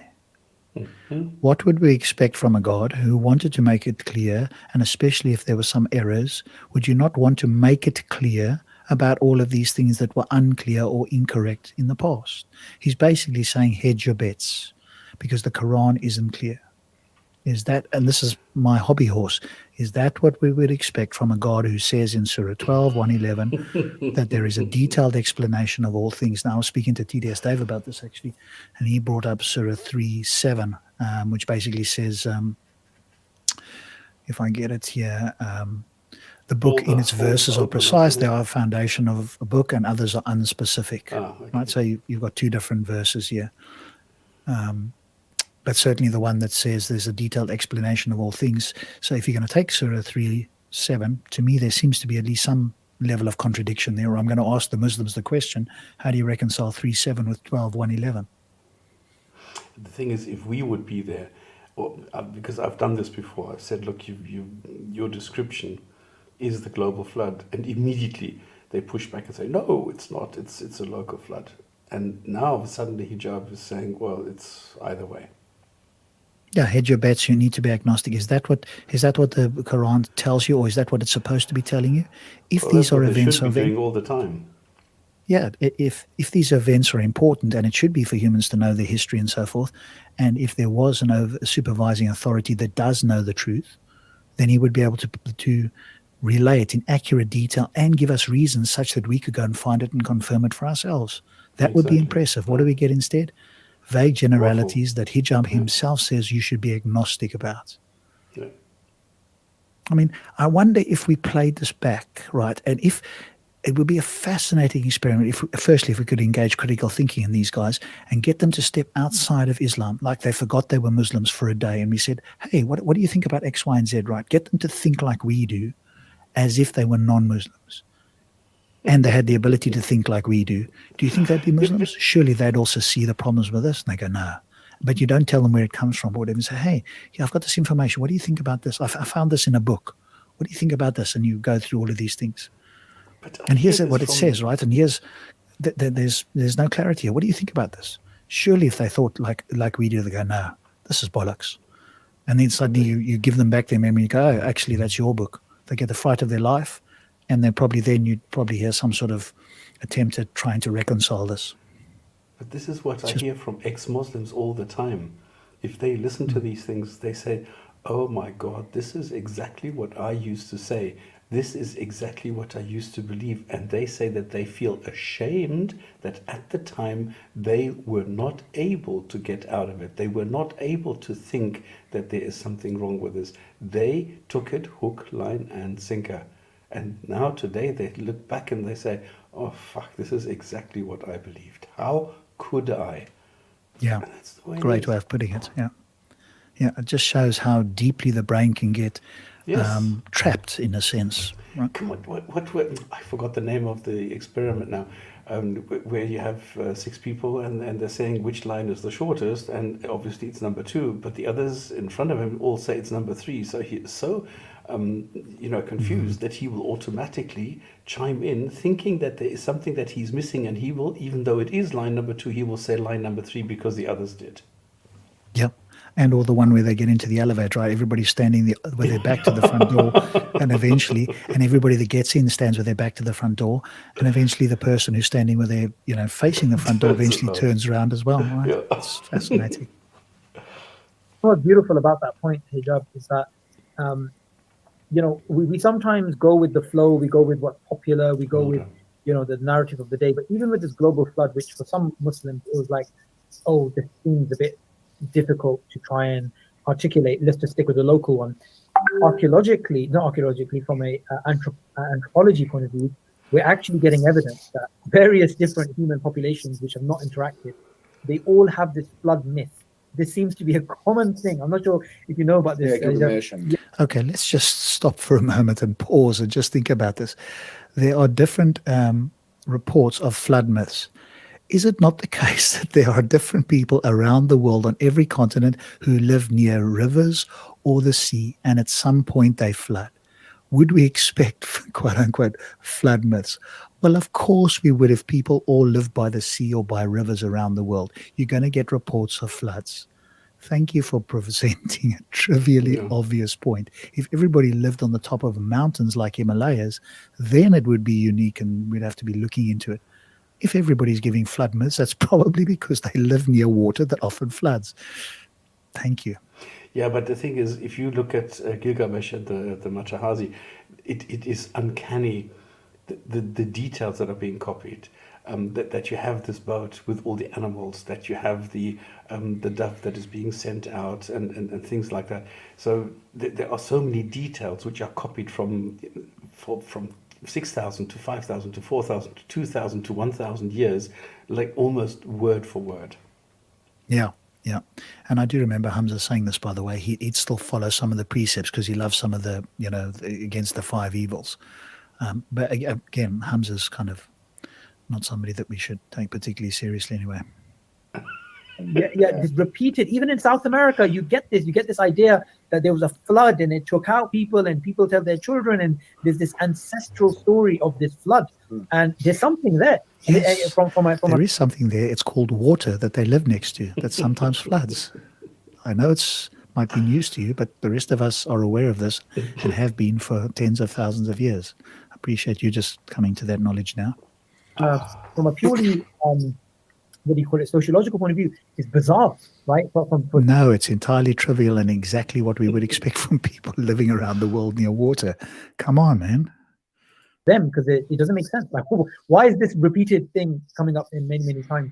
So I hope that principle will help you address these types of questions. Yeah, but see, that's the thing, that what you talk about are the Israeli riwayat and the stories and the Aqidah, but I'm talking about the Sharia laws that are found in the Bible, like the jurisprudence, like burning the daughter of the priest alive. I get that, but the difference here is, you see, the Sharia is different, but Allah's paradigm is the same. The Sunnah of Allah is the same. Allah does not do injustice to anyone. So when Allah, for example, alcohol, say may have been allowed for certain people and not allowed in our Sharia, hypothetically, say, yeah. When it comes to, does Allah do injustice? No. It doesn't matter what the Sharia is for the different generations. Allah doesn't. I'd love to know how he knows Allah doesn't do injustice. What is his yardstick to ascertain that Allah never does injustice? Oh, wait, because he it is in the says Quran. he's the most just. Ah, well, in that case, because he says so, then you know it's the case. Ah, okay, I understand how tautologies and circular argument work. Interesting. Allah doesn't do injustice. When it comes to a situation like, so would Allah have allowed shirk to be normal? No, because Allah does not allow shirk. So the principles of Allah, that would have been the same. The Sharia and can also be, one more thing to add to that. Most of the ulama of Islam, with very few exceptions, they believe the isma of the prophets, meaning the What does that mean? infallibility. Meaning the infallibility of the prophets. So stories which say that David, he committed adultery or that Lot had sex with his daughters, we would reject those because it goes against our principle of isma. It goes against our principle of infallibility because it's inconceivable that, without darura, without a necessity, like whether there's not going to be continuation of generations, like in the case of Adam and so on, that such things can be done by prophets. So that he finds it inconceivable that the prophets could make a mistake or do something immoral. Are they like God? Are they like gods? Are they being guided by God every second of their life? In which case they're pretty much like a God in certain aspects. Or are they humans that are getting a message? Could they be mistaken? There are actually sentences which say they are sinners, we are sinners, please forgive us and please protect us. So definitely not. Even Muhammad says, please forgive me my sins, I'm a sinner. So what is he talking about then? I mean, it's just, where's he getting this from? Somewhere else? Is he making it up? Or has he heard it somewhere? Or what is he referring to here? Who knows? I mean, he never says where he gets this from. He just makes these assertions. We believe this, or Islam says, as if he's the spokesperson or the all-knowing of what people believe or think, and without giving you any references.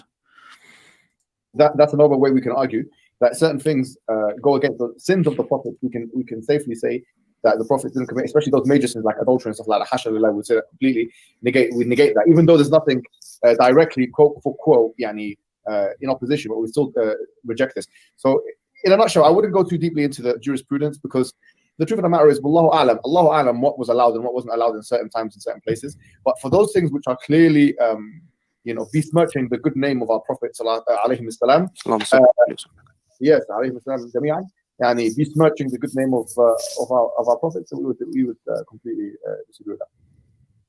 Okay, I see. Pardon me for speaking, but there's some things that Allah says no one bears the sins of another. Yeah, and also like Allah is not going to hold to account. That's another thing. Like one group of people, another person has done. Like a father is not going to be held to account for what the son has done. But there's lots of things that qawaid you can pull out of the Sharia that would negate a lot of the biblical discourse, basically. Okay, interesting. Just maybe you can clarify this one point. When you say that, okay, Allah does not deal injustice, right? Well, how do we know what was the injustice at their time? You understand what I'm trying to say? Yeah, there is a gray area there, and that's why we say that in terms of aqidah, we can safely say Allah wouldn't allow shirk, so on and so forth. Like the Prophet said, I don't know who he intervened, that one soul should not be held to account for what another soul has earned. That's another principle, the isma of the Prophet, the infallibility of the Prophet, and those things which the Quran and all the Sunnah have directly rejected in terms of narratives, like, for example, crucifixion of Jesus or whatever it may be. Those four things will be enough to get rid of like 70 or 80% of the confusing narratives. The remaining 30%, we have to remain agnostic. As the Prophet said, so let tusaddiquhum wa la tukadzibūhum. So do not belie them and do not agree with them. Just stay quiet. Surely you would have in the Quran the corrections if these were mistakes or people getting things wrong or they didn't know what they were doing. Again, we would expect the Quran to have a clear, detailed explanation, Surah 12, 111, of what are they supposed to be, what the Sharia is supposed to be, instead of you being agnostic about it. How the hell can you be agnostic? Are you not?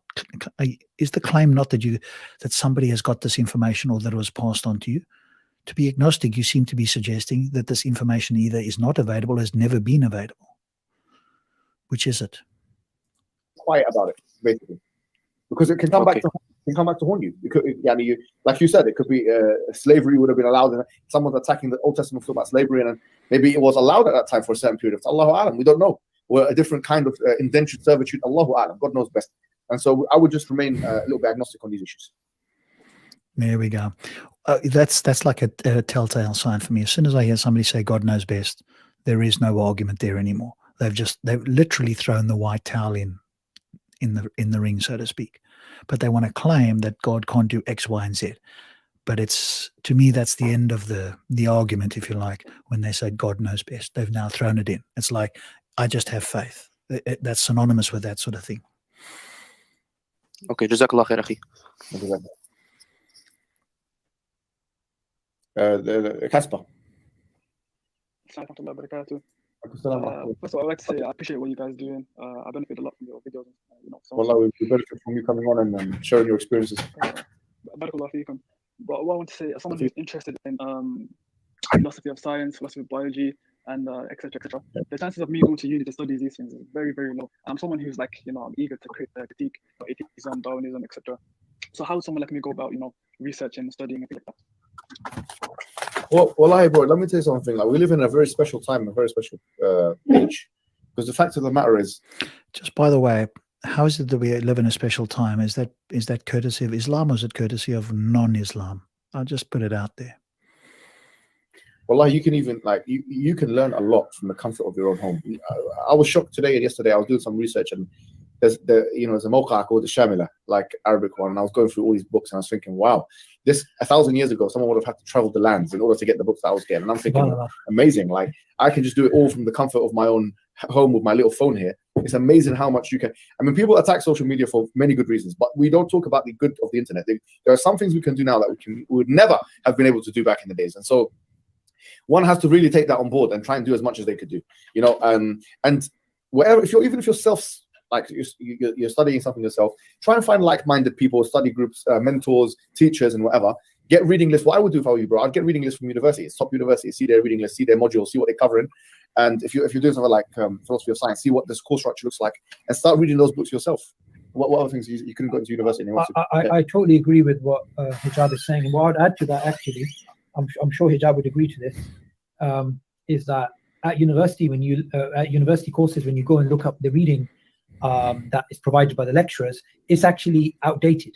So many of the readings that you do independently are actually better. So recently, a brother reached out to me, and he said that he wants to do a philosophy of science module at Oxford University. And he sent me it's just one module that he wanted to do. And he said, what do you think about it? And I looked at it and I was a bit surprised, because one of the books was from 2001 and one of the other books was just a couple of years old. And some of the really important books, which I came across when I was doing my own studies, they weren't even listed. So, sometimes these lecturers, you have to imagine that they haven't updated the reading list for these courses in dog's years. Yeah. And the stuff and there's sometimes a reason why to get books and course and so forth changed does take many years. There's a lot of time and effort gone into that. I happened to watch something once where they were doing this in America, and it may well be different here, but it's not like they change the information every year or whatever the case is. So, updating reading, especially in universities and so forth, does take quite a while. And if that for you is, you find that objectionable, by all means, you go and change it. They have to go and verify these things, that there's a curriculum that needs to be changed. It's not just like, okay, and the next new thing comes out, we're going to just update the books. It doesn't work that way. Stuff that you get on Amazon, with the latest philosophy of science books coming out, they haven't even heard of them because they're still using lecture. I mean, when I was at university, I remember, one particular lecturer, he had notes from years ago that he used to regurgitate. He never updated any of his information. A lot of them are lazy as well. Yeah. Because you have to go back. That's a bit cheeky and a bit of hubris. A lot of them are lazy. These people spend their lives trying to learn. They're not always able to, even if they do know things. They can't just start to teach you new things if it's not in the syllabus or the curriculum. It's a bit cheeky and rude of you to suggest that they're lazy. Who are you speaking about? What evidence have you got that they are? Again, just a random vacuous statement. You really should withdraw. You have to go back and change the PowerPoint slides and whatnot. And can't be bothered. So I totally agree. I mean, that's a beautiful example. You can learn so many things independently. And we have this inferiority complex, all of us, that, I have to be a part of an institute to really learn. That's not true at all. I mean, I consider, Hijab an expert when it comes to dealing with liberalism. But sometimes you can have a Muslim who studied liberalism academically at university, but because they haven't read around, they can't really deal with it. Because in a way, you become quite binary, and you just learn a niche within a niche, and you forget the bigger picture. Which is why some of the great people in the field, they actually have crossed over from other fields. Like, for example, one of the key movers and shakers in evolutionary theory is James Shapiro, who actually studied as his undergrad English literature, nothing to do with biology. But right now, he is right at the cutting edge of an alternative to Darwinism known as natural genetic engineering. And he's recognized by academics and he's referenced by academics. But again, he's a polymath. He moved over. And I believe one of the reasons he's so good is because he mastered, English literature. Then he went into something totally different, as opposed to somebody that was just, going deep. And we all know why you think he's so wonderful, because he's challenging Darwinism, to use your term. So that's why you think he's wonderful. Deeper and deeper in terms of niches, right? It's like Chomsky, isn't it? Like he done really well with linguistics, and then he moved on to everything else, basically.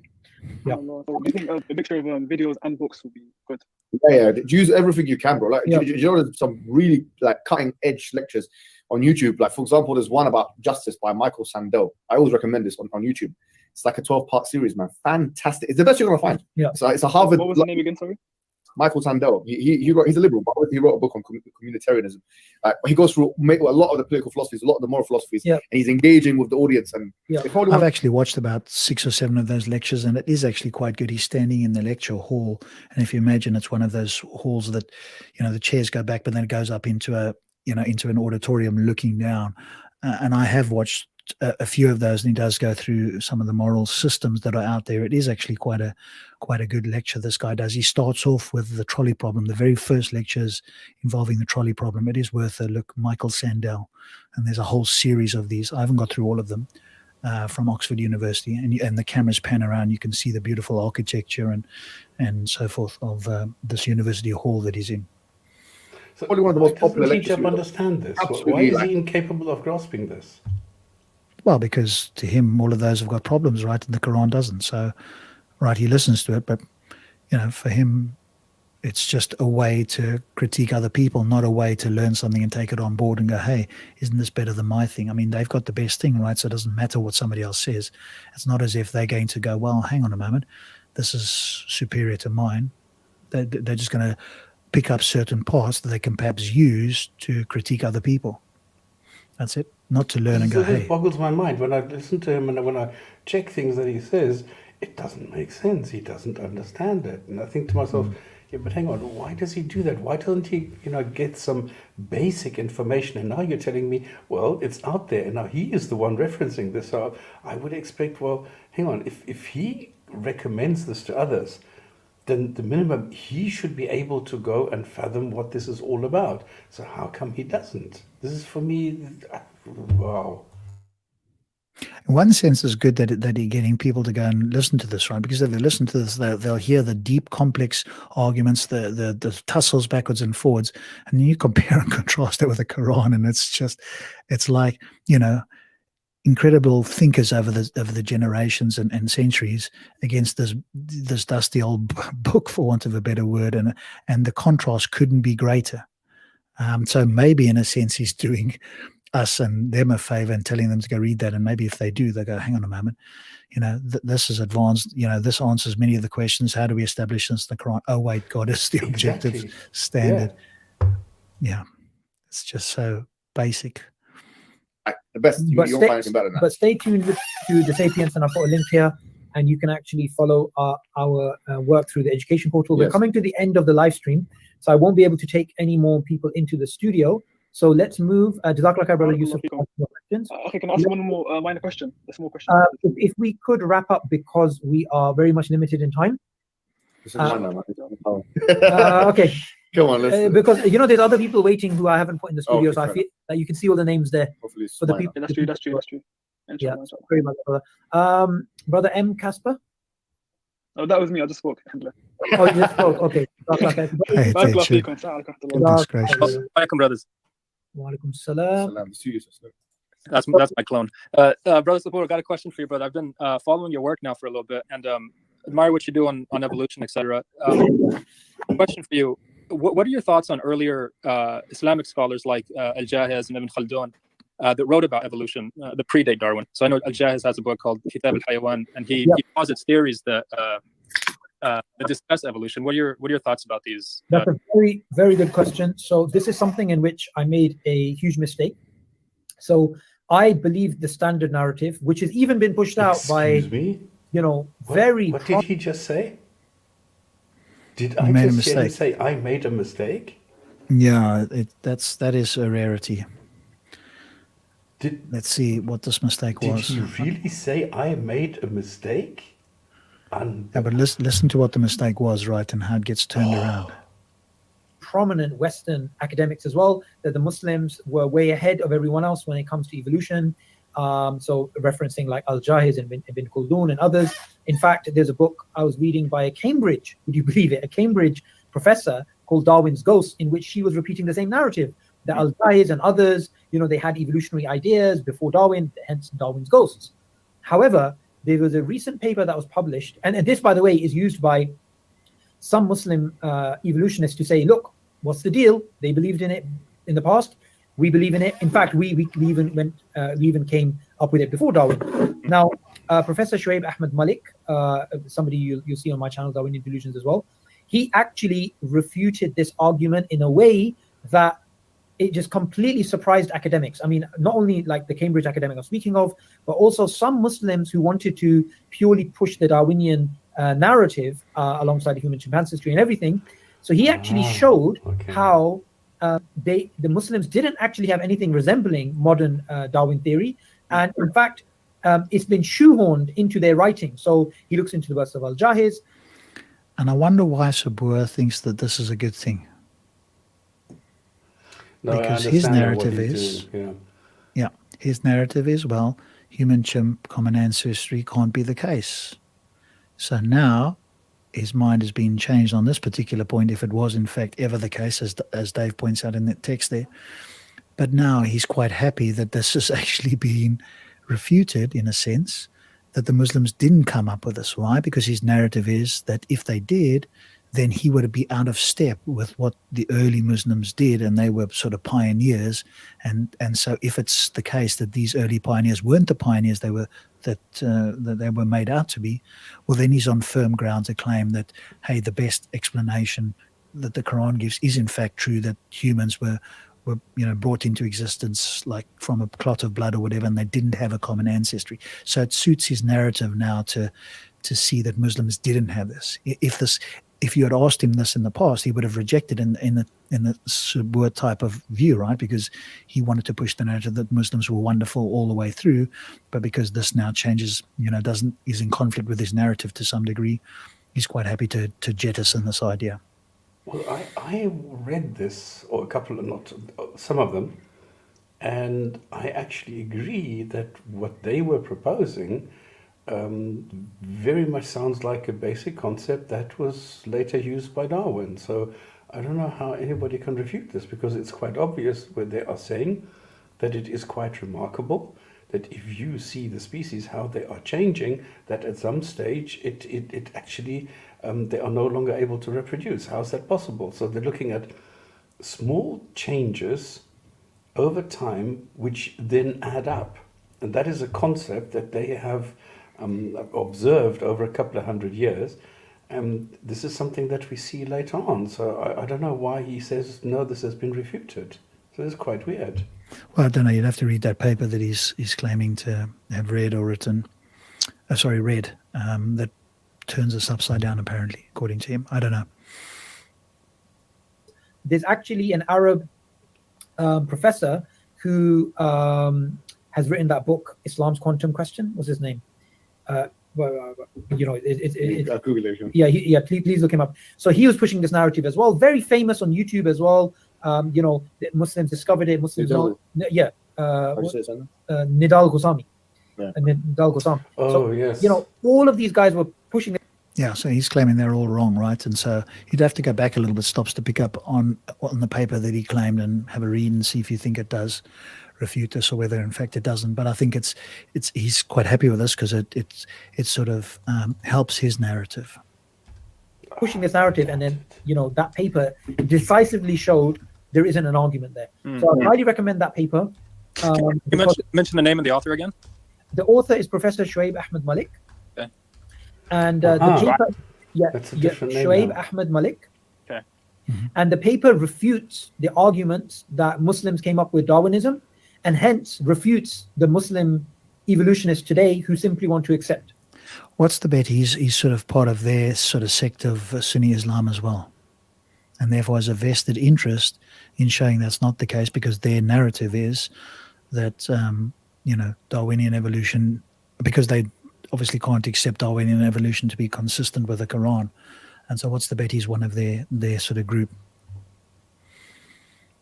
So you're saying that it's an anachronism. They read into these early scholars with the lens of Darwin. Yep, exactly. So Mohammed Hijab, Jazakallah khair, it's actually called Old Text, New Mosques. Okay. Yeah, that's it. I did not. Okay. Can you see this? Yes, you're sharing it there. Go ahead.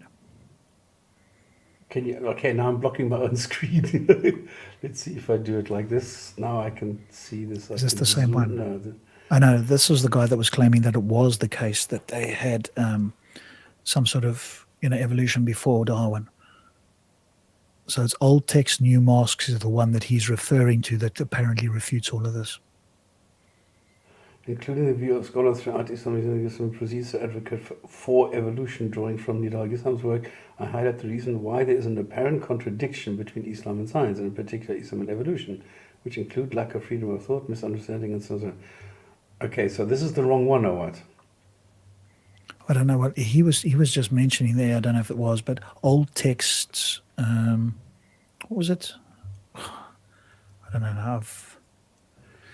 Because I saw the Islam's quantum question and I thought I hit it. Old text, New Mosques. That's the paper apparently this guy's written that refutes this idea that Muslims came up with something similar to Darwinian evolution. Jazakallah khair. It's actually called Old Text, New Mosques. Okay. New Mosques. Yeah, I did not. I did not know about that. Mosques. Sorry.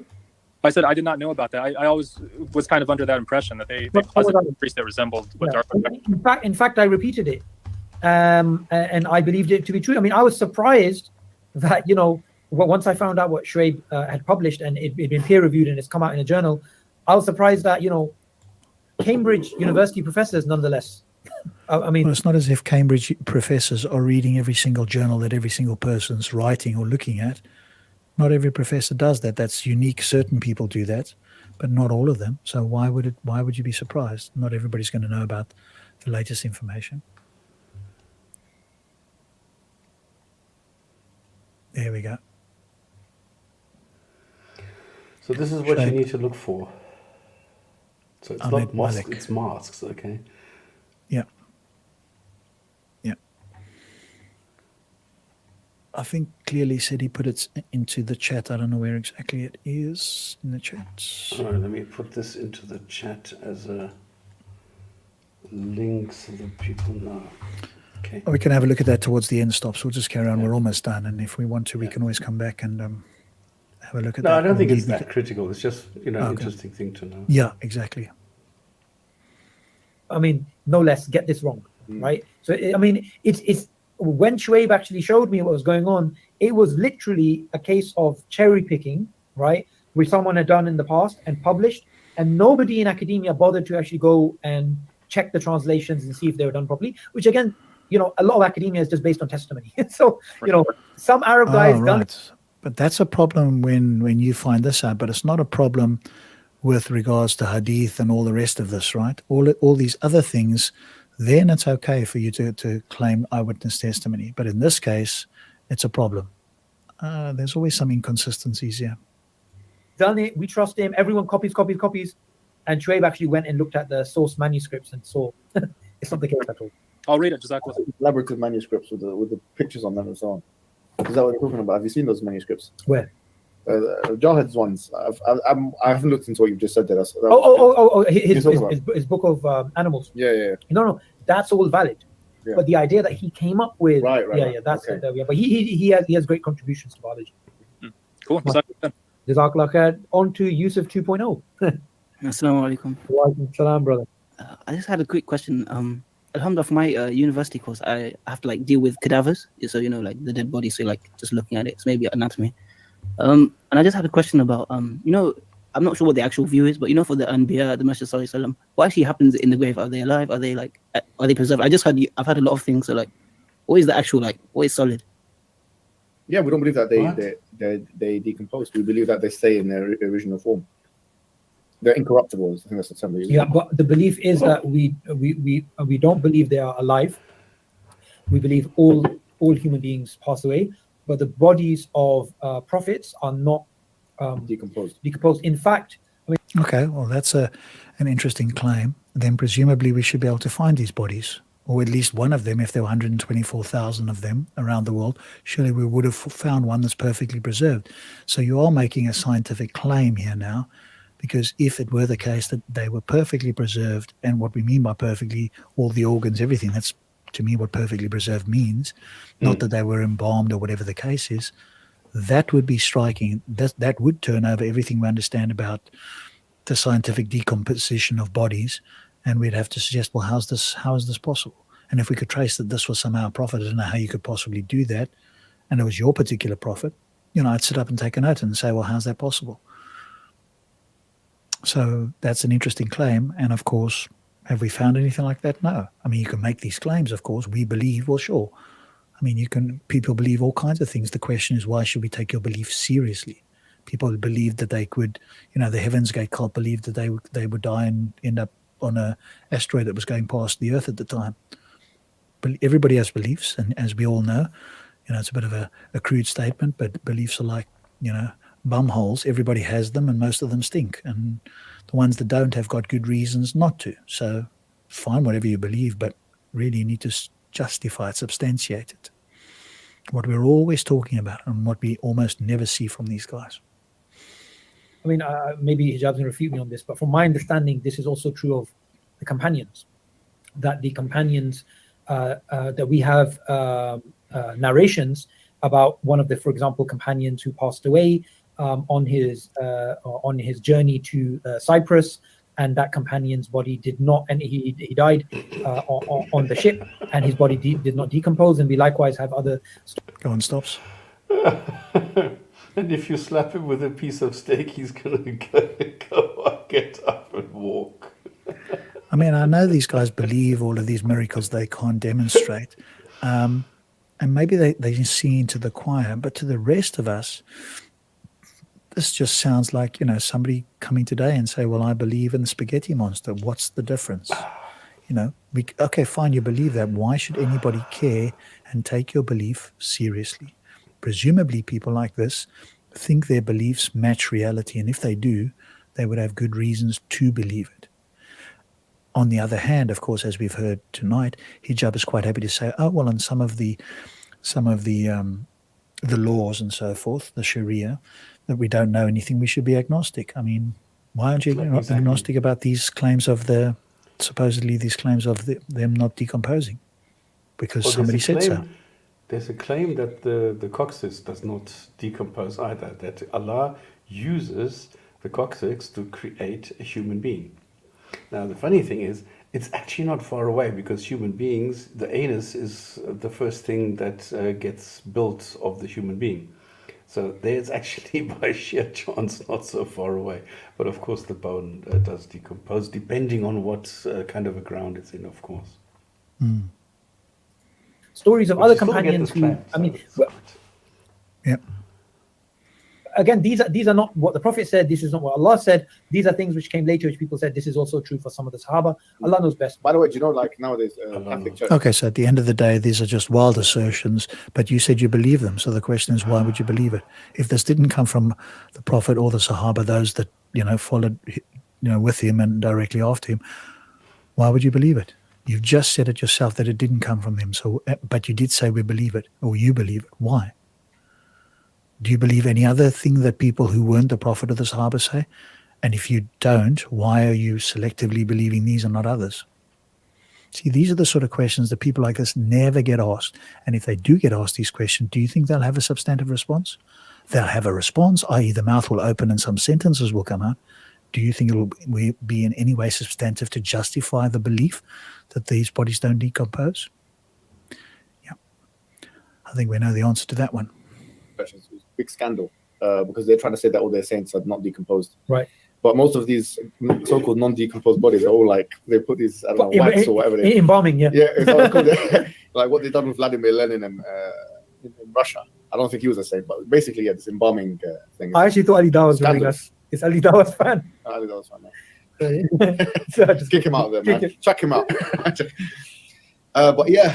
So we don't believe that. But in terms of the Prophet, and that's one of the miracles of the Prophet. Yeah, they live hayat barzakhiyah in the hayat al-barzakh, in the barzakh. Obviously, we don't believe they die in totality. We believe that there's a human death, but then they continue living in another sense, which is the barzakh, which is what happens with everyone. Obviously, the shuhada as well continue living another life as well.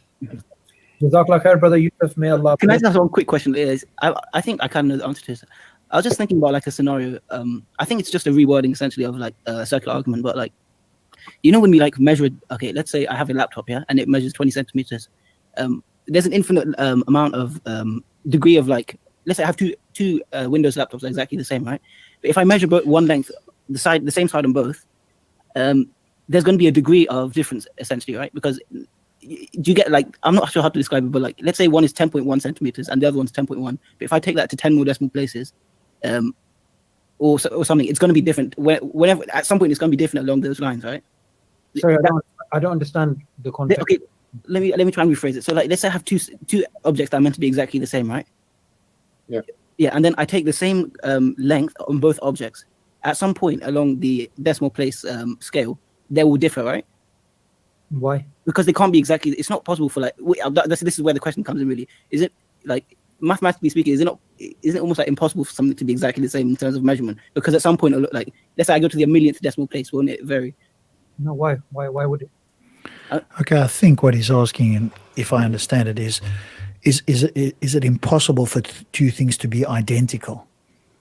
And that's possibly an interesting question. If by identical you mean have the same particles, well then potentially no, right? Because the atom in this one can't be in the atom in that one. It would be a similar atom, but would it be identical? Would it be the same atom? If identical means the same, then I suppose no. But if it means similar, you know, it depends what you mean by identical, I guess. I'm not sure where he's going with it, but I would suggest it depends again on the definition of what you mean by identical or the same. But why is he asking this though? I mean, in terms of like, because no particle, well, the arrangement of particles can't be exactly the same because a particle can't like take the same like position in. But you said it's the same in the beginning. No, I mean, in terms of like human manufacturing, the question hasn't really come up. Right. Okay, you're not saying hypothetically. You're saying, yeah, okay, I get it. In real terms, yeah, in real terms. Right. So we make two different dolls. Yep. Yeah. Yeah. So I was just thinking, is it like if you were to say like using that logic, then would you say if Allah subhanahu wa ta'ala was to make something two exactly the same objects, and we take the same measurement on both, are they not going to be the same? No, the thing is, Allah is the best of creators. I don't know what he's that's trying to just do. human imperfection. You know what he is going with this? Go ahead. What's his end? I have no idea. I think he's just going that we are not able to have something that is actually identical. Okay, that may or may not be the case. We'd have we'd have to pop what it means by or whatever. Mm-hmm. Yeah. Have you got somebody in the chat there that is making claims? Let's just finish this. We might be able to quickly deal with it. Why things would be different, but with Allah it'd be the exact same. Yeah. Okay. Yeah. I think it's just almost like I was just considering like you're talking maybe about the measurement problem. Yes.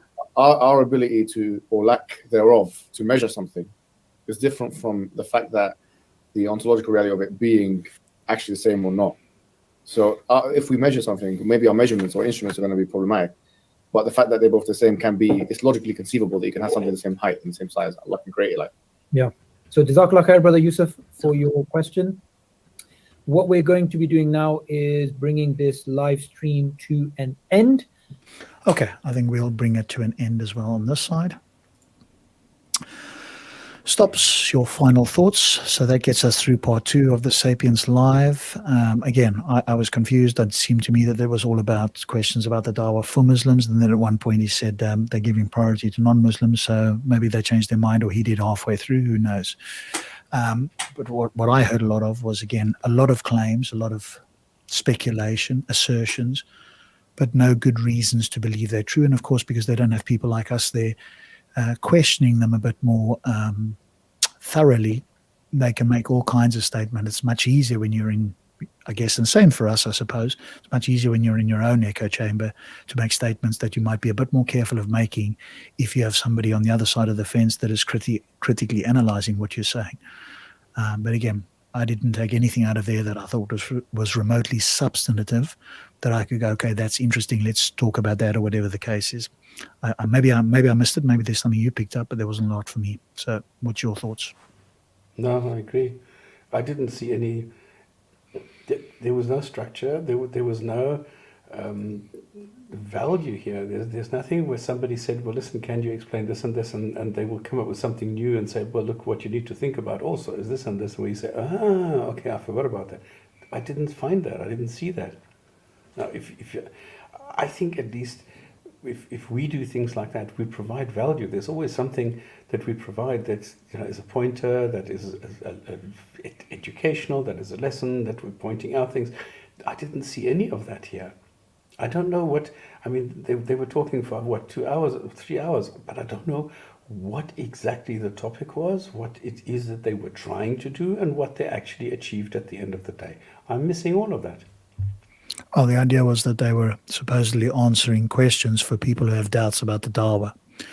And obviously different people coming on, saying different things. I think, again, what's striking is they tend to waffle a lot and not give a clear, concise answer. And most of the people are calling in, English isn't their first language. And so when you waffle, especially like Hijab did towards the end here, if I had to go and ask the Muslim that he spoke to or took something away, say, can you condense or can you summarize what Hijab said and did you find it substantive? That just cuts through all of this. And that tells me, A, whether the person understood what Hijab said, B, whether he can make sense of it in some clear and concise way, and then C, what was it out of that he found substantive. Right? Those questions just for me are such good ones when somebody says, yeah, he did this or he did that. Okay, what was it that he said and why do you find it persuasive? And that gets the brain to thinking. It's so rare for anybody to actually come back with anything at that stage. Because they don't normally get asked these questions, right? They just take it that it's the case, but they can't articulate why. And the moment you do that and the brain has to engage, it's like the gears are not well oiled. And so it's like a car starting first thing in the morning. It just does, the gears just don't kick in. And so there's a defense mechanism. It's like the lights come on, right? The warning lights come on in the brain. And because they can't engage the gears to respond to that in any substantive way, something else comes out of the mouth, or there's some other response or action that's taken to avoid having to do that. But again, as always, Stops, thank you so much. Thank you to everybody in the chat. I just want to point out, this is a nice idea, but it only makes sense if we can stop and do, or if one of us goes on there, then we can go and comment this. But other than that, it doesn't make sense because, we're constantly stopping and commenting, and we can't do that if it's a live stream. So, but it is intriguing. So, but I'm not going to go and listen because I want to go to bed. So, why are they doing another one now? Did you say, or what? Sorry? Are they doing another one now, or what? Yeah, they're live now. Oh, okay. What, the Sapience Institute guys? Yeah. Oh, okay. Yeah, no, we won't have time to do that now. But I think if we did, and Stops and I went on, or anybody, right, doesn't have to be us, two people went on there and had a conversation with these two guys and held them to account and asked them the difficult questions, I think, it wouldn't be quite so comfortable for them. But, they've found ways to avoid this. Waffle on if you're in charge, mute people. That's what we've identified, at least for me, over all of these reviews. The tactics these people involve when they don't have good reasons, they can't articulate themselves. I'm okay if somebody genuinely says, I don't know. I don't expect everybody to be an expert. But if you don't know, just say you don't know, because I'll say I don't know on certain things. But don't waffle away and think that that's going to impress me. It impresses the gullible. It's not going to impress Stops and I or anybody else who's paying laser-focused attention to it. It's just going to sound like waffle and you're going to look silly. So just don't try those tricks with us. It's just not going to work. The thing is, somebody actually asked a very, very difficult question, but they didn't realize it. Because the thing is that if you go and you argue, I don't know if I should actually, well, try it. Try it and see what happens. Because the point is, Muhammad is said to be a sinner. Okay, so it says in the Quran that God is going to forgive his sins. So Muhammad is not protected from sin the way prophets are said to be protected. So there's a discrepancy here, there's a contradiction. Now, what that means is that Muslims are told to follow Muhammad as a role model, to obey Muhammad and follow him as a role model. So what the Quran is commanding us to do is to follow a sinner and to obey the sinner. How can you obey a sinner and somebody take somebody as a role model who is full of sin?